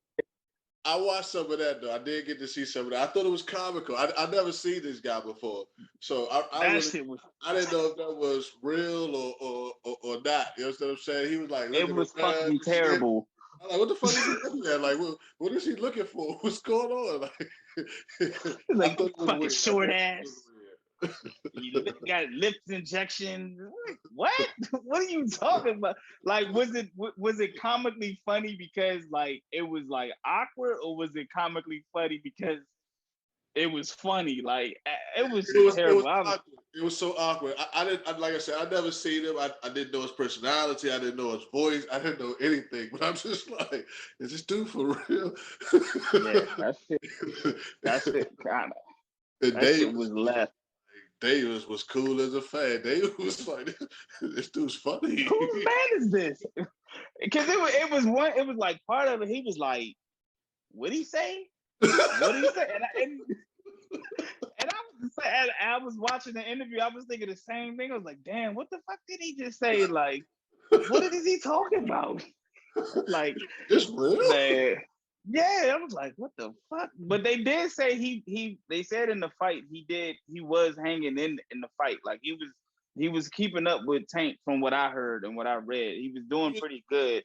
That knockout, he was tagging him. He was, Tank just got up in there, but he was tagging him on that knockout. Actually, yeah, they said he was keeping up with him, and some people felt like he got a little cocky, and like great fighters, they wait for you to make a mistake, and he countered him, knocked that motherfucker into the metaverse. One too many in that rotation, and he got up in that chain on him. But yeah. And them joints don't even look like crazy hard ass punches, but it's just like right at the right spot at the right fucking time, because he's going in there. He already tagged him once, and he's coming back for another combination. He's just like, boop, right there. Right. I'm my man Oscar De La Hoya say he caught me right on the button. He hit the button. Oh, shit. Hey, yeah, that shit was funny as shit, man. But who y'all think Tank going to fight next, man? Who does Tank fight next? They throwing some names out. I heard Garcia. I heard. Yeah, I would like to see that. I think that'll be a pretty good match. I like to see that. I would like to see that. Garcia got a little bit more height and reach over him for real, but I don't know. I got a little bit of issues with Garcia too. You know what I'm saying? But we'll see. Oh shit. I mean, Garcia just seems like, maybe because he's like all over social media and everything like that, but he just seems, I don't know, he seems more like a social media boxer to me. Like he just do like a trick boxing or some shit. Like a Harlem Globetrotter or boxing or something. Yeah. He do be having a lot of crazy shit on social media, like, but we're gonna see. A little bit. Yeah, the fight stats was pretty crazy. Between Romero and Davis, I think it's crazy that Romero landed 2 body shots compared to Tank's 12. In power punches, he only landed 19. Romero landed 19, and Davis landed 20. So, Ryan Garcia is the next guy up. Ryan Garcia fights July 16th, matter of fact. So we keep our eyes on that too. So we're gonna see how that goes. So, hey, good little little matchup. That'll be fun to watch, man. Speaking of fun to watch, I heard you was watching some hockey over this past week, Jay. Huh? Hey, man. I see you tweeting about some hockey action out there, Jay. You know. I like hockey, man. I'm becoming a fan, man. That shit is wild. They had a fucking game one of the Avalanche and the fucking Oilers, man. That shit was. If you like offense, that's where it's at, right? This might be your series right here. Yeah, this might be that series. Pulled quick. That motherfucker, they scored. The score was 8-6. The final score was 8-6. I think they scored 2 goals within like the first 2 to 3 minutes. Shit was crazy. So, hockey is definitely that's on the Western Conference right there. The Avalanche. That's on the West. And then you got the Rangers and the Lightning, which I think me and you both chose to represent the East. But the Rangers, man, they like that Cinderella underdog team, and they got a lot of fight with them. I think Willie would rock with them because they got a lot of fight in them. They've won, I think, like they beat the Hurricanes in Game 7, and I think that was like the 3rd or 4th consecutive elimination game they have like won. You know, they legit too. So it's fun to watch. Supposedly, I don't know who. I was gonna say the power plays for the Rangers. It seemed like they're like fucking God. Well, I don't know what the percentage is, but I heard something. I was watching it the other night, and it's like pretty much over 60% power plays. They're every power play they get, they're banking on that joint. It's just like work for them. So that's definitely a big thing in hockey. If you get that penalty advantage for the power plays, and that's where your money is made every fucking game, no doubt about it. They bought that life. I just don't understand why James Dolan can't do that shit with the Knicks, man. The Rangers are the shit, but the Knicks are some shit. But yeah, I'm definitely into the hockey playoffs. I was actually watching the Avalanche and the Avalanche game, and before we came on, I'm not sure what the final score was, but definitely into some hockey, man. Y'all be sure to check out some hockey. You know, when the finals ain't on or whatever, or before the finals come on or whatever, man, check some hockey games out, man. They definitely dope. And they get to fight. Why not? Oh, the Avalanche won today 4-0, so it's 2-0 right now, the Oilers. Okay. The Rangers play tomorrow. The Rangers and the Lightning.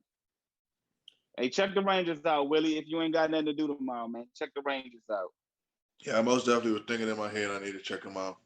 This is the hockey East. I'm gonna check out both of them. I'm gonna try to check out both of them. We coming down to the nitty gritty. We've been covering topics all across the sports world, you know. So we gotta give a shout out to the University of Maryland lacrosse team. Goes 18-0, wins the championships. Shout out to them. Hey, throw it up. They went perfect. They had a perfect season, man. Like you said, 18-0. I mean, winning the championship is already hard, but to complete a perfect season, the amount of pressure those young men faced, hey, congratulations, fellas. Hey, come through. Let us know. Talk to us about it, man. And that's one thing they always say. Say Maryland knows lacrosse. I don't know nothing about that shit. My Neither do I. We don't pick up those things. It was all about the basketballs and shit, footballs, whatever. Yeah. And when I started going to WJ, I started going to Walter Johnson. On you know about it then? Man, I didn't know what the hell was going on at first. I'm like, yeah, they're quite yeehaw. I can't call it. They used to call them preps. They used to be called preps, like preppy, like AC Slater used to call preppy and shit. You know, they have on a button up like this and with the sweater over it, you know what I'm saying, tied and everything like that. Pop the collar on it. Yeah. Like my man Carlton from Bel Air and shit. Y'all ever see my man on the lacrosse team. Yeah, I don't know much about it, but man, it was rough. I would have to say lacrosse is probably, especially that little ass ball and that little ass racket handle. Go ahead, go Little ahead. ass stick. That little ass We stick. can talk about riding. We can talk about You can hey, go ahead, man. I don't want to interrupt you. But, oh man, I think it has to be difficult as fuck. I really do. Yeah. Nah, I got one of my friends played lacrosse. He was legit. Yeah. So I think they got some professional lacrosse teams too, or some pro-am leagues. So it's definitely a sport that's like making its way. Oh yeah, they've even had some pro teams for at least probably 10 years, if not more than that, actually. Okay. Yeah, man. That motherfucker around, spinning and shit. That shit's serious. Hey, yeah, you wild as shit, boy. Talk about some man. White folk sport, I guess. I don't want to say that, but you know, that's how I view it myself. I ain't gonna lie, because I ain't never played lacrosse though, so no.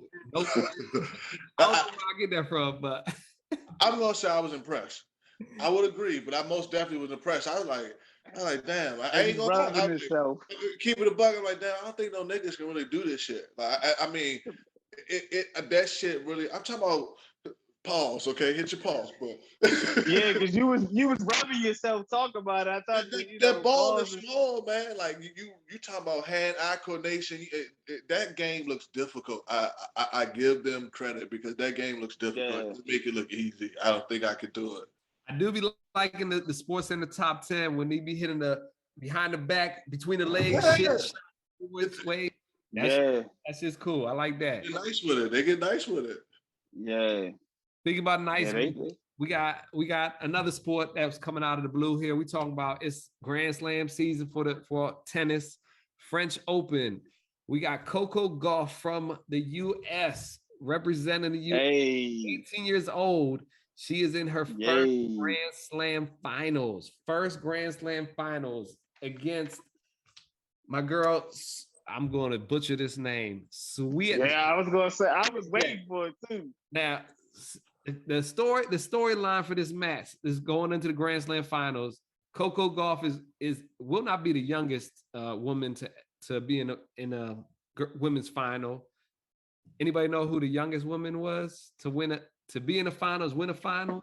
That chick that beat Serena. What's the young girl's name? She wasn't the youngest, but she was close there. You're right. You was definitely right. I'm gonna go with that was Sharapova. Serena, Venus, or Steffi Graf. Neither one of those three. Damn, I'm 0 for 3 and shit. Martina Hingis was 16 years old. Martina Hingis. Oh, yeah. I remember that. Yeah. So she was the youngest, but Coco Gauff, she's 18. She's in the finals for the first time, going against Swiatek, who is on a winning streak. She's got 30. She's tied right now with Serena Williams' record of 35 in a row matches on the circuit. Where's she from? Oh man, I didn't write that down. I know it was I'm gonna mess the flag. I don't know flags like that, so I'm not even gonna take a guess. But I know she's from on the eastern side of the world. Eastern side of the world. I want to say European, somewhere out that way. Yeah, that side of the world for sure. I think, but I'm not too sure. I think she gave Serena the business a couple of years back. She's been dominant. She's the world's number 1 right now too. Coco hasn't dropped the whole set, hasn't dropped the set this whole time, but she's had an easy draw, I guess, too. All the high seeds have been out for her. Swiatek, she just went 3 sets with a young girl, Leylah Fernandez, who everybody knows from the U.S. Open last year, I want to say. She had a hell of a play. So hopefully Coco Gauff can win her first finals. That would be dope. We're rooting for you. She's the underdog right now, no doubt about it.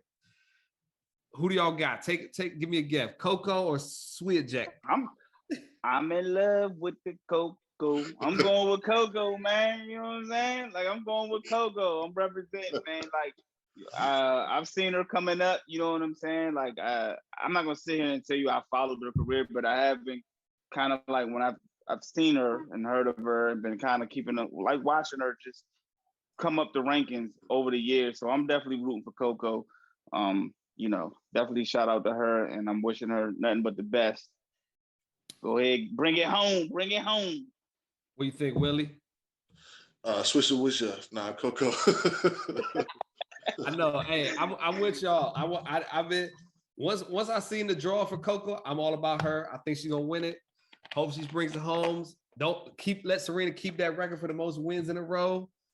Now we got to move to the men's finals. We're talking about the women's. We got Nadal and Djokovic just had an amazing match. They're both, I don't want to say at the end of their career, but they are near the end of their careers. So they just had a 4-hour match. Nadal took out. He's in the semis right now. He's going against the number 3 seed, and I just hope Nadal gets there. This could be one of his last finals. The French on the clay courts, he's fucking a terror. He's one of the best clay court players ever. So I'm hoping Nadal takes this one. We won't be able to talk about it by the time this happens. We'll tweet about it maybe, but I'm going for Nadal. I want to see him take it down. He has the most all-time slams at 21. Djokovic at 20. So Nadal's a year older. Do you think Djokovic passes Nadal if Nadal retires?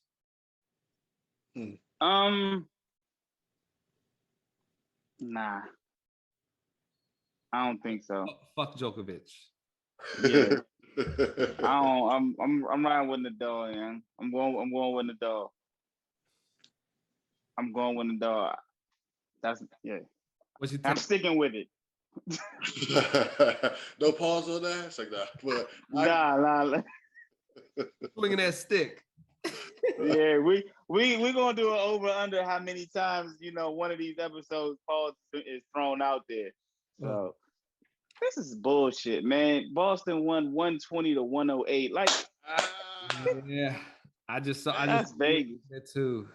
Jesus. That's Vegas, man. I'm sorry, bro. Ain't no way in hell you telling me Golden State got the 102 and these motherfuckers couldn't score no more. But that's a different story. Tough L. Djokovic or Nadal? I'm going Nadal. All right. Okay. Yeah, I fucks with that. Cause Nadal's 36. Like I said, the oldest person to win a Grand Slam, Ken Rosewell, at 37 years old. He won the Aussie Open. Nadal, I think he's retiring probably within the year or two. So shout out to them. Got a shout out to the tennis folks, coming down. Hey, you can find me at GMoneyCaveman on Twitter. We're going to talk our talk. We're looking for a couple more in this fantasy football league. We're not locked up completely, but we've been getting some good guests and we're locking them in real quick. Definitely. Find us at 613 Faye Productions. Apple Podcast, type in 613 Faye. Spotify, 613 Faye. We are on every fucking network, Spotify, podcast, wherever you want to find us, we are there now. Check us out. Insta. And be sure to drop us a rating, a comment. Yeah, you know what I'm saying? Like, subscribe. Make sure y'all definitely hit us up. Before we 5-star. Now, before we close up, I want to throw a few things out. I just wanted to give a Brittany Griner update. Like they said that she's able to communicate via letters and emails. So that's a positive thing right there. So they said it's a little difficult. She don't have access to the email account, but like they have to print it out and give it to her, or shit like that. So definitely wanted to make mention to that. It's been 102 or 3 days since her, since she's been held in Russia or detained. So definitely still free BG. Also, I wanted to say just RIP to, we lost 2 NFL athletes. We lost to Jeff Gladney from the Arizona Cardinals. He passed away in a car accident, him and his girlfriend on Memorial Day. He was 25. Also, RIP to Marion Barber. He was found dead in his apartment, man. So just be careful, man. Also, the shootings that took place over the last couple of weeks, the Uvalde shooting, the Buffalo mass shooting, even the Tulsa shooting, man. Just just rest in peace to all those that are affected by that. Just love your folks, man. Just love your folks and check on them, man, all the time, bro. This life is short. Always. And most So, definitely. but you can find me, Jae Jones, on social media. I ain't want to end it like that, but I definitely wanted to get that in because we didn't come on last week. So I didn't want to end it like that, but I definitely wanted to get that off too. Hey, But, folks did wanted to end their lives like that either, man. Much appreciated, much respect. yeah, so man, to everybody that has lost somebody in, period, but just in, in those tragic shootings, man, just we pray for your healing. It's definitely tough out here. But y'all can find me on all platforms, Jae Jones, Twitter, Facebook, IG. It'll get you to me, chop it up, talk shit, teach me more about that hockey life. You know what I'm saying? Until then, that's where y'all can find me. Go ahead, Willie. Throw the things out there. Willie Beeman, Facebook. That'll take you, I'm pretty sure, to IG. If not, Prather. Prather on IG.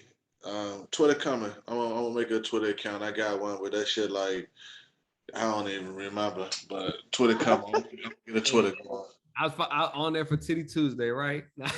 Hey. Oh, last but not least, man. Hey, happy belated birthday to our host, man, G Money. He celebrated a birthday, man. So, hey, shout out to him, man. You know what I'm saying? I know Willie had the mug and everything like that. Shout out to Soul Man as well from in the Four Corners of Wrestling podcast. Those are brothers over there too. They got shouted out by Chavo Guerrero Jr., Jose, Jay, Kyle and Mike T. Y'all be sure to check them out as well. They episodes drop on Sunday, man. Happy birthday to Soul Man and happy belated birthday to Soul Man and G Money, man. Hey. Appreciate y'all listening to us. If y'all still with us, don't forget, give us a rating, comment, 5 stars. Let us know. We out.